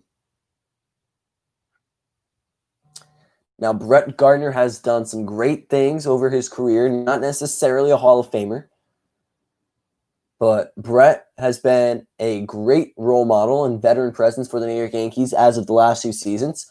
He's the longest tenured active New York Yankee, as he's been with the organization since 2008, the only active person on the team who won the 2009 World Series with the franchise. And question in the chat, the Red Sox don't have a seat in the wild card. Do they know The Red Sox were eliminated, I believe, quite some time ago. This is going to be their last game of 2020. I will look up the divisional stats for you and the postseason stats, but the Red Sox are at the bottom of both of those. So the Red Sox are 5th in the AL East. They are 23-36.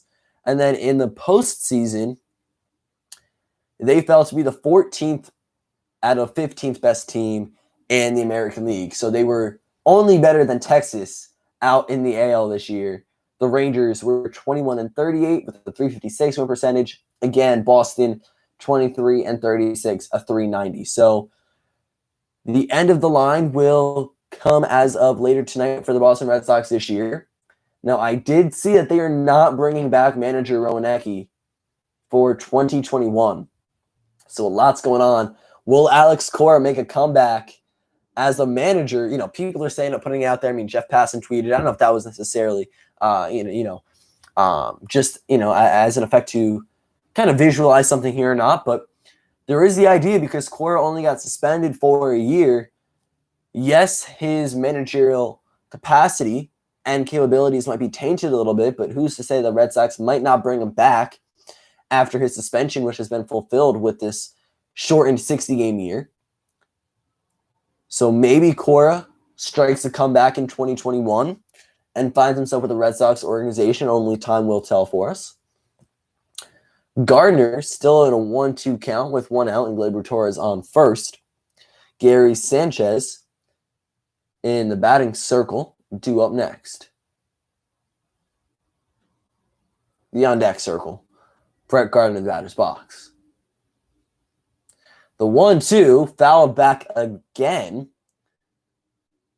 That was the 4-seamer, I want to say, from Castano, who has thrown 31 pitches so far to this point.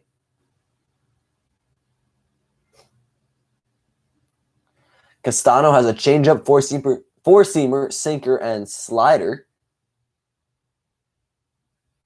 Gardner's going to fly this one to left field, his own position, but Sierra will be there, camping under to make the second out. So a fly out to left will retire Brett Gardner. 2 away now for Gary Sanchez, with Gleyber Torres off of first. Sanchez is 0 for 1, grounded out into a double play back in the second inning. 5-4-3, just as the Marlins probably drew it up. It went from Anderson to Birdie to Aguilar. And now the double play is now possible with 2 men retired. Well, let's see what Gary Sanchez can do here. Conjure up maybe a hit or two. Or conjure up a hit, maybe an RBI or two. As he's hitless in this ball game through 1 at-bat.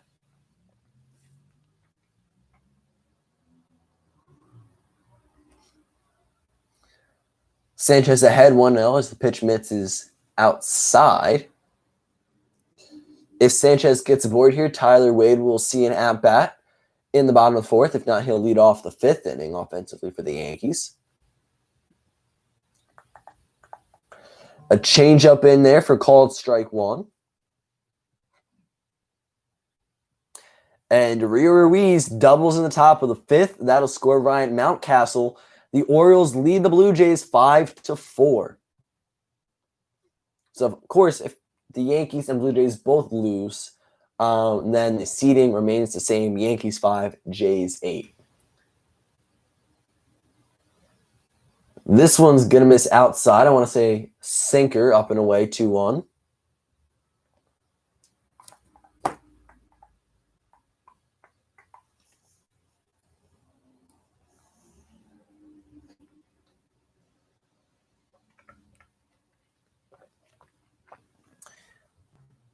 We've been live for just a little over an hour and 30 minutes as Gary Sanchez rips this to Jazz Chisholm. But what a great play over there.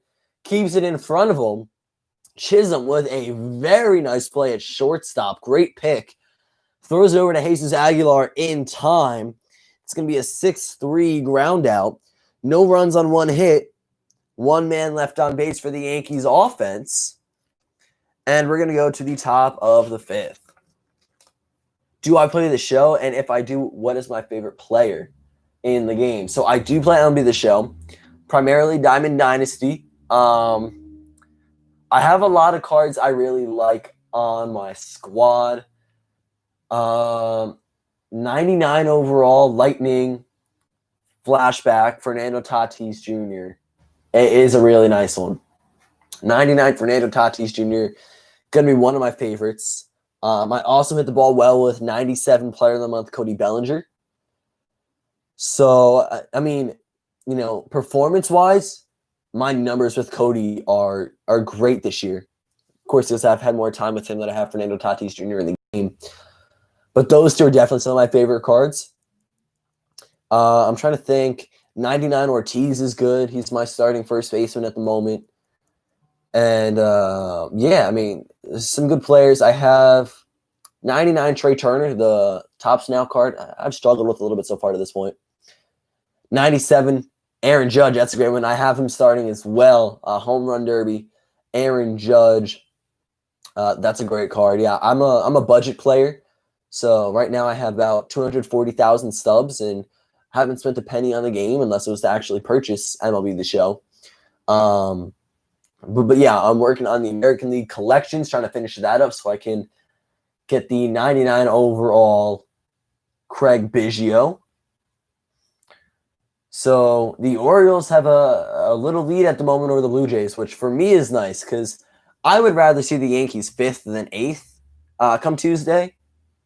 But, of course, that's not up to me. So Rays, Twins, Athletics, White Sox, Yankees, Astros, Indians, Blue Jays. That is the 1 to 8 right now, the postseason positioning as things currently stand without the final scores of any of these games quite yet. So we're going to the top of the 5th. Let's see if Clark Schmidt is still in this game or not. If he is, he'll be facing Lewis Brinson, Jesus Aguilar, and Brian Anderson. So Schmidt is not in this game. We're going to see Jonathan Holder step in here and breaking ball first pitch for strike 1. So Holder comes in to relieve Clark Schmidt.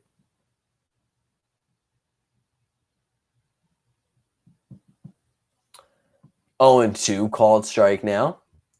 Jonathan is 6'2", 232 pounds, and a 27-year-old right-handed reliever out of the pen for the New York Yankees.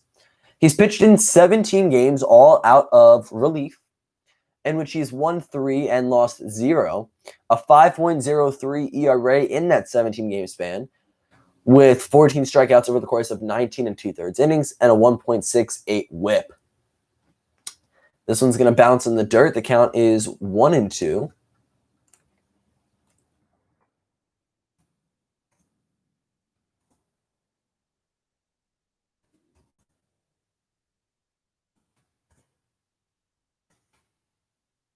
So the 1-2 count to Lewis Brinson, who again came in to replace Starling Marte after a hit by pitch back in the first. This one also runs up and in. Almost hits Brinson's helmet.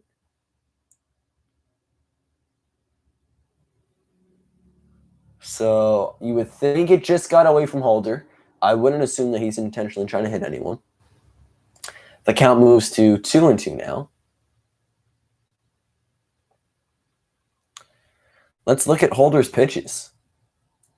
The 2-2 payoff pitch is down in the dirt. Count is full.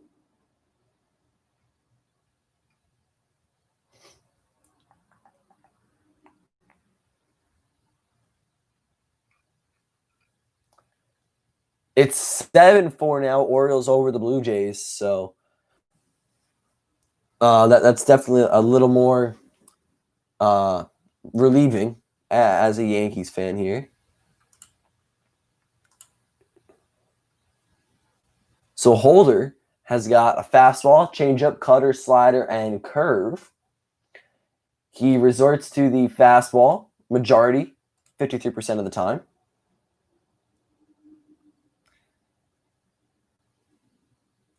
So the full count Payoff pitch is fouled back.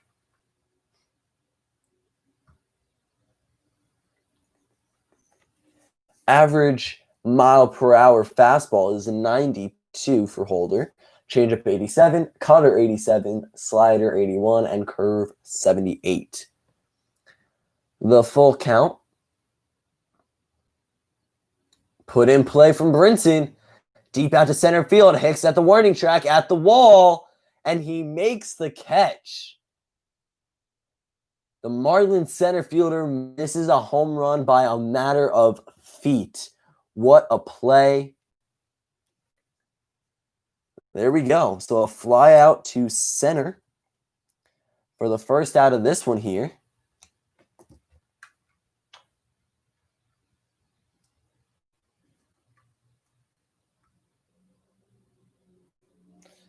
And the American League Central, very close in division. It's really going to come down to who wins these games today. White Sox, Indians, and Twins. That's going to make or break some postseason spots. First pitch to Aguilar is in the zone as the first baseman sees a strike. Average down to 280. He's 0 for 2 on the day. Now Aguilar lined out to center back in the first. Grounded out to second in the second, and fouls this one back. He's down 0-2.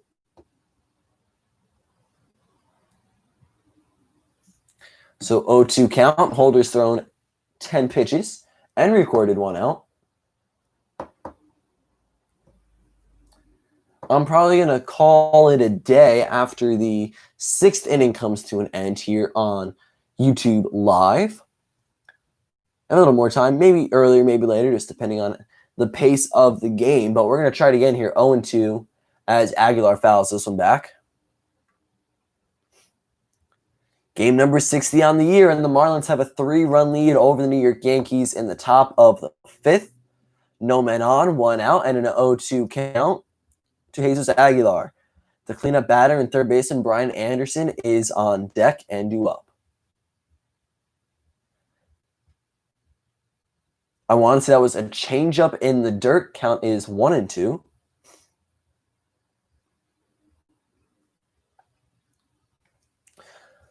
So we'll go about it again here, see if Holder can finally retire the Marlins first baseman, either on strikes or just stay put out in general. And curveball or slider in the dirt, 2-2 count. So the Twins currently lead the Reds 1-0 in the 6th inning. And then other scores throughout the league as Aguilar fouls back another pitch. Royals lead the Tigers 2-1 in the 8th. Nationals, a commanding lead, 12-4 over the New York Mets. Let's see here. Anything else that's noteworthy at the moment with the contending teams? The Astros are losing to the Rangers 3-6. Dodgers lead Angels 3-0. Pittsburgh leading Cleveland 4-2. That's going to be big for the Twins and the White Sox. Twins lead 1-0 over the Reds, as I just mentioned. Okay. White Sox down 7-1 to the Cubs in the bottom of the 5th. The count is full now to Jesus Aguilar. Who was my favorite Yankee player when I first started watching? Wow, okay. So, of course, when I first started watching years and years ago, it was the core 4. And Alex Rodriguez, of course, was there. But Derek Jeter, who didn't idolize and love watching Derek Jeter as a Yankees fan? I mean, Yankees captain, amazing player. I definitely looked up to him. And Aguilar going to ground out here for the second out for Brian Anderson to step in. So my favorite player, I mean, it had to be either Derek Jeter or Alex Rodriguez. I would say number 2, the captain. And A-Rod was like a very close second. Those are just 2 guys, very influential to their time in Major League Baseball. As Anderson lifts this one to left field, a few rows back in the bleachers, and it's gone. Brian Anderson with his 11th home run on the year. It's a solo shot off Jonathan Holder, and the Marlins score their first run since the second inning. Make it a 4-0 ball game. The Marlins add to their already somewhat sizable lead. They take a 4-run lead over the Yankees right now in the top of the fifth. That was just a few rows back. Now, Gardner ran to the wall to look back at it, but of course could not make the play. In steps Matt Joyce, the number 5 batter. He puts this one in play. First pitch he sees because of the shift. Wade is there, right where the ball was sitting, throws over to DJ LeMahieu in time to record the out. So 4-3 ground out. And Holder faces 4 batters, but gives up a solo home run in the process. 1 hit, 1 run, no man left on base. Make it 4-0 Miami. Have I visited Cooperstown before? I have not. That was actually somewhere I really wanted to go to this summer. Of course, that was a goal that I had set before COVID. So with all the restrictions and traveling and everything, I was not able to attend any baseball games at a major league level, as all of you were. But I did not get to go to Cooperstown either. Now, I did have the opportunity to go to a handful of Somerset Patriots games. They are now a partner team with Major League Baseball, which is awesome. They're a local, I can't even say independent team, but they are a local professional baseball team for me. And I think I went to 4 or 5 games there. They had an abbreviated season in which they created a second team, and they played 13 games. Of course, it was a best of 13 set. So the Patriots ended up winning the series and were named the champions of the year. But really cool. And I brought this in my last stream, but I had a lot of great opportunities there over the years. This season was great. Got to attend games, but also interviewed my first ever baseball player, Dan Valero. Awesome guy. Just celebrated a birthday. Video is on the channel if you guys want to check it out. My first ever player interview. That was just an awesome day for me. Something I'll never forget. Surreal moment. I was so nervous, but it was so cool. Definitely something I look forward to doing again in the future. And yeah, there we go. So we head to the bottom of the fifth with the Yankees now down 4 runs. Have not had much success. More walks than hits in this game. And they look to change that right now with Tyler Wade coming up.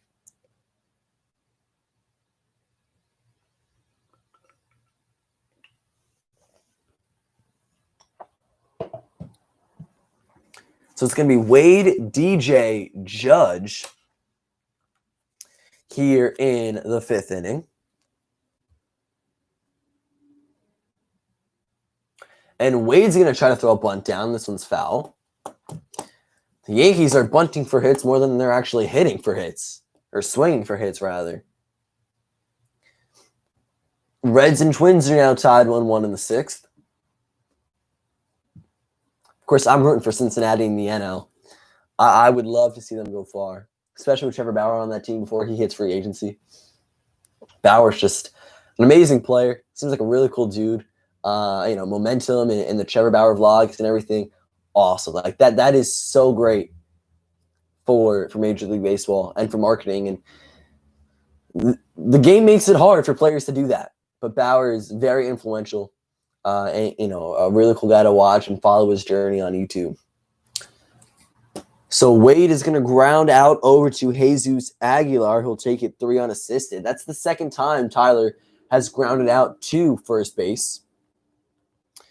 And now it's going to be DJ LeMahieu who steps in. He's 1 for 1 with a single and a walk. He's reached base both times. The Yankees have 2 hits. And with DJ LeMahieu and Aaron Judge combined, just those 2 men alone, they have walked 3 times. Do I think the Yankees will win in this one? With the way that they're playing right now, it doesn't necessarily look great. But I'm hopeful that they can maybe spark something in these later innings here and come back and win this ball game. LeMahieu gets ahead in the count 2-0.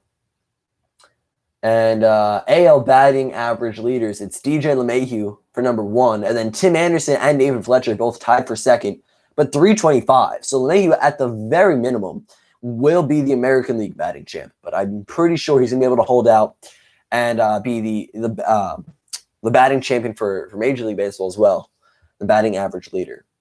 So back to the question, do I think the Yankees will win tonight? Of course, I hope so.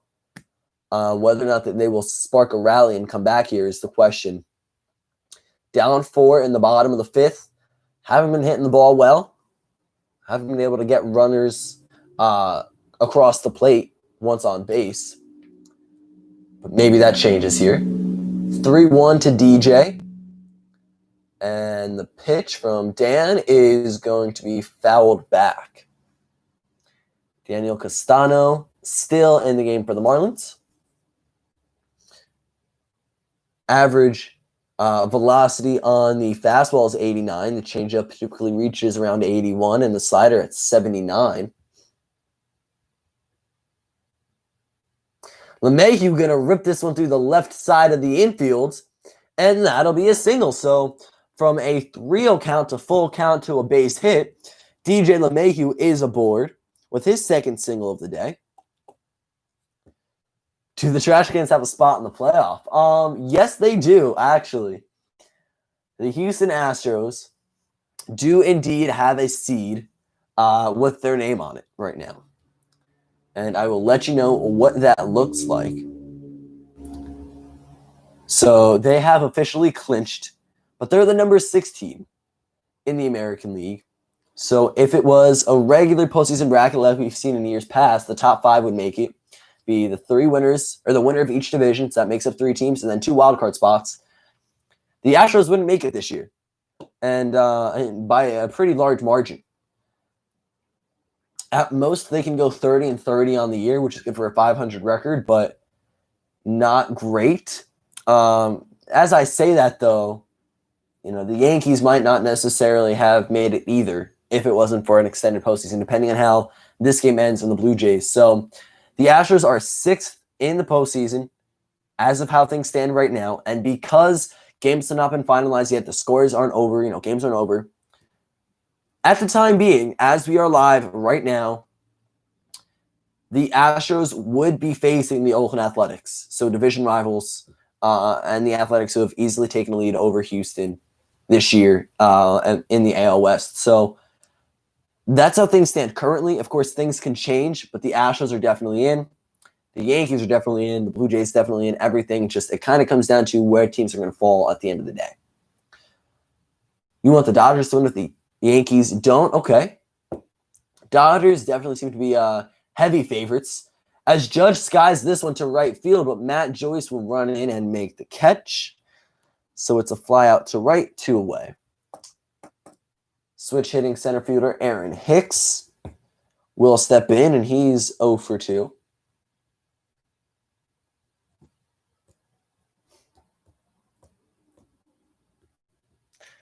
So here we go.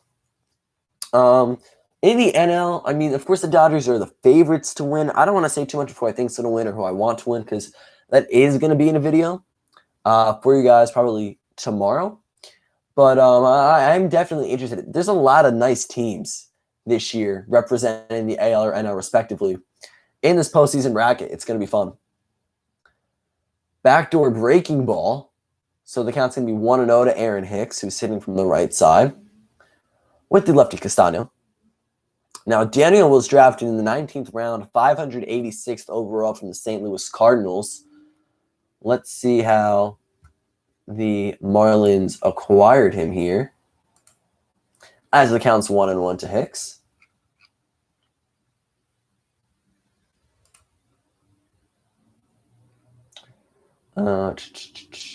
So the Miami Marlins traded Marcell Ozuna to the Cardinals for Castano, Sierra, Alcantara, and Gallen. So Daniel Castano was part of the Marcell Ozuna package that the Marlins got back in return. He's done pretty well so far. He's definitely done his job holding the Yankees to no runs at the time being.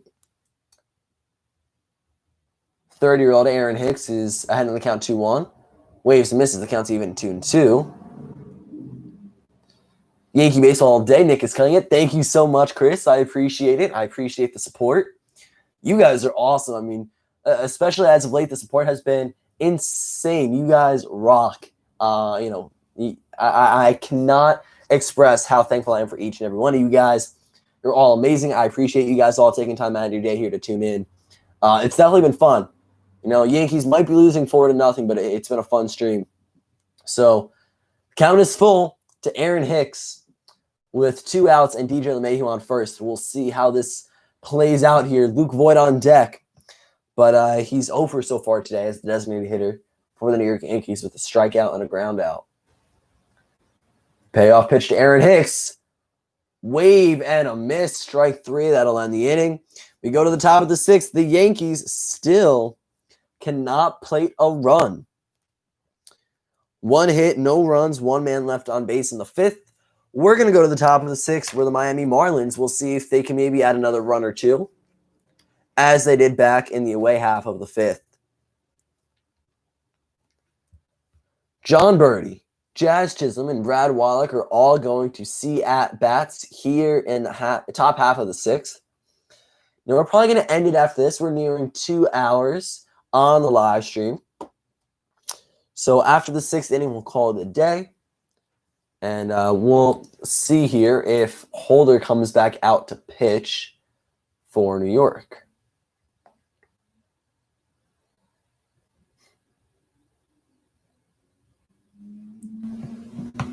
Afternoon baseball on a very nice Sunday weather-wise. End of September. September 27th. Here we are. Game 60 of 60. It's been a weird year. That's for sure. And in a time of uncertainty, there was a lot of questions regarding baseball and the state of the game. We did luckily get a season in. It felt like forever from March to July when the season finally did start up again. But ever since July 23rd, those first 2 games, it's gone by in a blink of an eye. So here we are.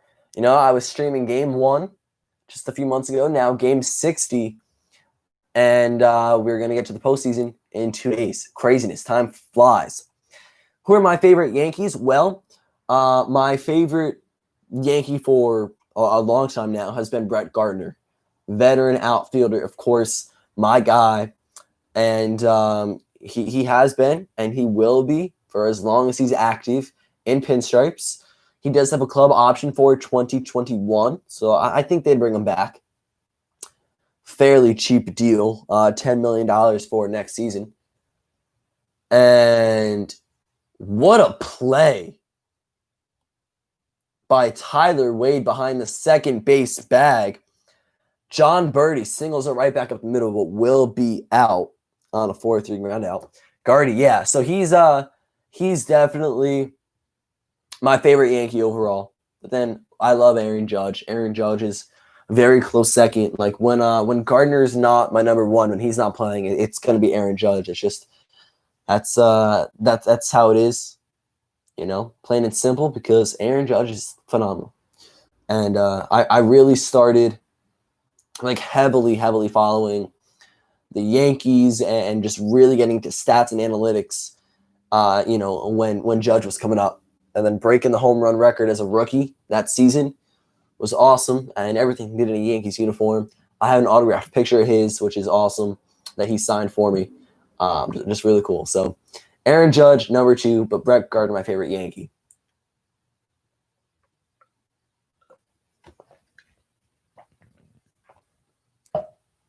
Jazz Chisholm falls behind in the count 0-2. John Holder looks to go ahead and retire the second out of the inning here. And it's going to be fouled back off the bat of the left-handed shortstop. And again, just kind of favorite players throughout the league. My favorite pitcher in the game, Trevor Bauer, as we've mentioned already. And then my favorite, overall guy other than Bauer, my favorite position player, Josh Donaldson, has been for, I'd say, probably 4 or 5 years now. But he's hit free agency. I think a few times since I really started watching, he's been dealt a little bit. So I knew it was pretty unexpected not pretty unexpected, but I knew it was pretty unrealistic that he'd find his way into a pinstripe uniform. But I definitely thought about it a few times. Like Josh Donaldson being our hot quarter starter would have been awesome. Now he's with the rival Twins, who we might face off against in just a little bit, but that's okay. So I definitely root for Josh Donaldson and his success and continued success, as well as Bauer and Gardner and Judge and Garrett Cole. 2-2 now, so this is going to miss up and away to Chisholm, who had a 2 RBI knock back in the second. Yeah, I also miss just like the stadium atmosphere, being at a baseball game. I did get the opportunity, as I mentioned, to go to Somerset Patriots outings, and that was awesome. But Yankee Stadium packed with a nice Yankees crowd, on a nice day like today would be awesome. Just the crowd would be erupting and roar, and that's just a sound that I miss. Like this artificial noise and stuff that some booths are using. It's like, yeah, that's okay, but it never beats actually being there in person and listening to the screams and the hollering of the fans. As I'm kind of going on a tangent here, Chisholm's going to ground out to first, where DJ LeMahieu will take it himself for 2 outs. Of course, ballpark food is great. I think my go-to typically, it's tough because I love the cheeseburger sliders, but I'm a big chicken fingers guy, chicken fingers and fries, so I'll stick to something around that, nothing too crazy. Usually not a hot dog, but yeah, I like burgers and chicken fingers.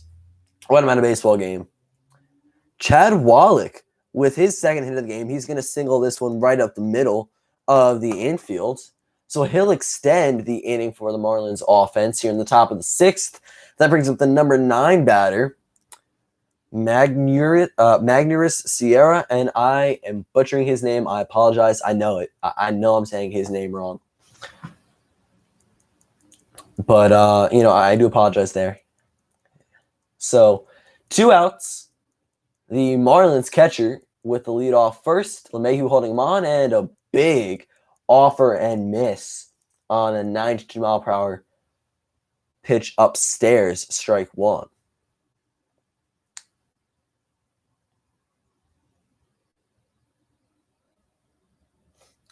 So Holder has thrown 29 pitches to this point and has only given up 1 run to the Miami Marlins. That was a Brian Anderson solo shot back in the away half of the 5th. Wow, that's a lot of tickets to exchange. 24 tickets. Hey, I mean, you'll be going to a lot of games, that's for sure. That'll be nice. I hope to get to a nice handful of Major League outings next year in 2021, assuming and hopefully, with the opportunity for fans to actually be there. Now, I know Manfred briefly discussed like a week ago fans potentially being in attendance for the League Championship and the World Series. That would be awesome. Now, I would not be able to get tickets to those games because very pricey, and I would assume even more so with fans not being able to attend throughout the regular season. But if fans can get back into stadiums for Major League Baseball, that'd be great. So the only question I would have with it is how are you going to have a player bubble and like a faculty bubble, but then let fans in who aren't necessarily getting tested before entering the stadium? Like that whole process is going to be really tough if you're taking temperatures and for fans and stuff. But I guess assuming they can just like block off sections close to the players, maybe that's one thing. But I don't know how that's going to work. It's interesting. We haven't really heard much about it since. Wallach takes off on the full count and 2 out delivery, but it's fouled back. So Chad is going to be on the move here. Ball 4, strike 3, a hit or a foul ball. So Sierra looks to further his at-bat right here. Holder just trying to get out of the inning. And foul back again. The count's going to remain full.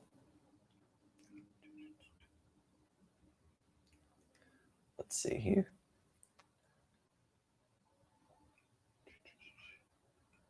All right, I'm trying to see other scores around the league.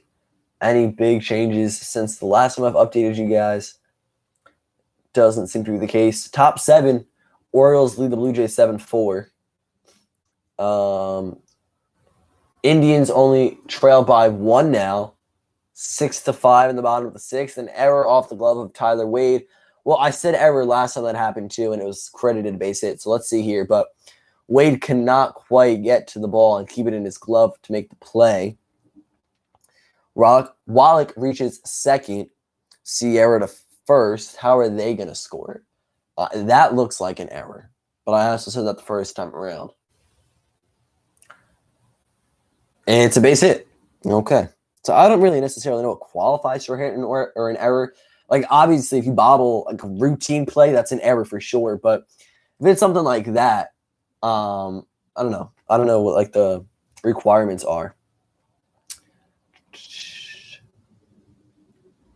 Mariners and A's are tied at 2. Reds and Twins are tied at 1 in the bottom of the 6th. Yeah, that's pretty much it for the time being. Either way, Corey Dickerson coming up now in the top of the 6th inning still. 2 men on, 2 outs. And I think we're going to probably call it a day in just a few minutes for the live.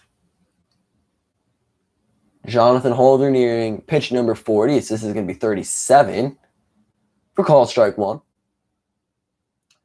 So the left-handed designated hitter today is 1 for 3. He singled back in the 2nd, struck out in his most recent at-bat back in the 4th, and then grounded out in the 1st inning. Behind 0-1 here early, 2 outs and 2 men on. The Marlins have a sizable lead, 4-0 over New York. Gary Sanchez throws back to second to try to pick off Chad. The throw is nice. Gleyber Torres cannot come up with it in his glove, but that was a potential pickoff right there. Let's go Marlins. Okay, yep, a nice little lead for them at the moment, looking to potentially win this last game of the regular season.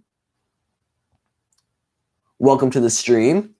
What is the difference between a Silver Slugger and Gold Glove? Okay, so Silver Slugger is given out to hitters, or to offensive performances rather, not hitters, because of course hitters do field. So a Silver Slugger award is determined based off of a player's offensive numbers. So home runs, batting average, RBIs, and his effectiveness at the plate. As Corey Dickerson grounds out into the final out of the inning here. So 2 men left on base, no runs, 2 hits. Scores remain 4-0. So yeah, Silver Slugger is based off of hitting stats and hitting performances. Gold Glove is based off of how they field, like flashing the leather, really making great plays at their respective position. Now, if you win a Silver Slugger, you don't necessarily win a Gold Glove. It's not like they go hand in hand. You could potentially win both in the same season. But typically, you know, you're Silver Slugger, and they're both voted for. So the awards are kind of like the Cy Young, almost in a sense. They just go out to the best hitters and the best defenders based off of like MLB writers and their opinions. Let's go Marlins. Good luck, man, in the playoffs. Thank you so much, and to your team as well. I mean, the Yankees and Marlins, there's a good chance they won't face off again this season following this game. Unless they somehow make it to the World Series. I think it'd be a tough run for both teams to do so, but hey, I'm all for it. It'll be interesting. I mean, the Marlins have done well against the Yankees here in this 3-game set. Again, kind of going back to what it's looked like, the past 2 days. The Marlins took game 1 in extra innings by a score of 4-3. The Marlins lost then in yesterday's game 11-4, and currently have a nice little lead over the Yankees offense. So we're going to go to the bottom of the 6th. This is going to be my last inning, or my last half inning, live here on YouTube, calling a game in the 2020 regular season. Now, of course, I will be live for the postseason as much as possible, hopefully very frequently. I would love to aim for 1 or 2 times per series. Maybe if I set that for like the Yankees and the wild card, and then move forward and go to other teams because they're going to be broadcasted more on national television and not just like Yes Network would only feature the Yankees. But yeah, I'm going to stream as much as possible in the postseason. The best way for you guys to know when I'm live or when I upload a video is turning on your post notifications. I don't have a set schedule for anything. Videos go up based off of like news and highlights and stuff and what I see deemed fit. Or just, when I have time to upload and everything. And then live streams, it's kind of, again, just games that I can work around and work into my schedule, because when I go live, I don't want to go live for half hour. I like to kind of stretch it out a little bit, so call as much of the game as possible. So the best way for you guys to know is turn on the post notifications. Also, if you haven't already, go ahead and join the team. We've reached 1,000 subscribers while live the other day, which was awesome. We are now a little above that mark. You guys are all amazing. Thank you all for your continued support. I say this each and every stream a whole lot, but I really cannot thank you guys all enough. I would not be where I am without you guys all. And you're all awesome. You guys have been killing it. And you all rock. So thank you again. I consider that you joined in the team. With that subscribe button, turn on notifications. If you haven't already, go ahead, like this stream if you guys do want to see more. And let me know in the chat what teams you want me to focus on streaming in the postseason. Like, what team should I focus on, or what series should I try to get in on for a lot?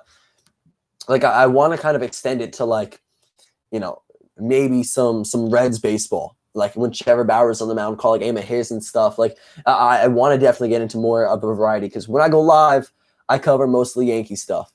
But for videos, it's more Major League Baseball widespread. So let me know in the chat if you have any teams in particular you want me to try to cover, and I'll go ahead and do my best in doing so.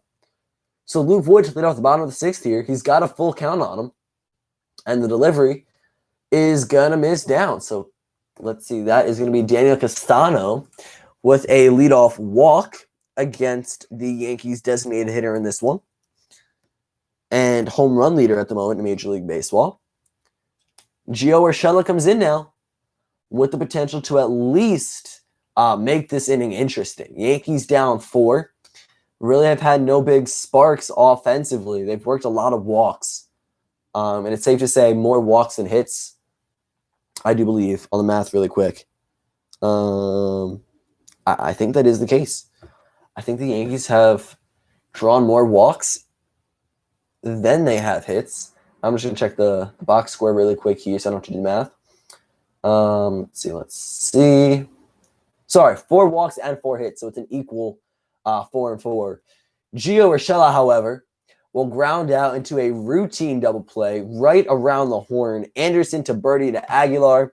5-4-3 double play. That's the second time we have seen that in this one.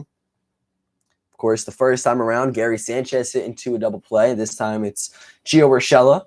So I'm down to my last out live on stream for a 2020 regular season game. And it's going to come down to Gleyber Torres here. No man on base. The Marlins lead 4-0 in the bottom of the 6th with 2 away. In his most recent at-bat, Torres singled out to right field and was stranded there. Did not advance at all. His first time around back in the 2nd, he struck out swinging. Averages at 246 now on the season for the 23-year-old Gleyber David Torres. 1-0. And the pitch inside on the hands. Torres puts it in play. Flies it to right field, and Matt Joyce is there to make the catch. So, guys, that's going to end it for me through 6 completed innings. The Marlins, 4 runs, 7 hits. No Yankees, no runs on 4 hits. No errors. The Marlins lead 4-0 as we go to the top of the 7th. That's going to end it for the stream, guys. Thank you all so much for each and every one of you who tuned in. If you enjoyed, don't forget to drop a like down below, comment, and subscribe if you haven't already. We do have some cool videos coming out soon on the channel. Tomorrow, my postseason predictions. We're going to be live hopefully as soon as Tuesday again to broadcast and go live for the American League Wildcard Series. A lot of fun stuff coming our way, Major League Baseball-wise, and I have a lot of cool content planned here on the channel in the next upcoming days and weeks. Thank you all so much for each and every one of you who joined in today. I hope you all have a great day. Enjoy the rest of your Sunday. I'll see you all next time. Peace.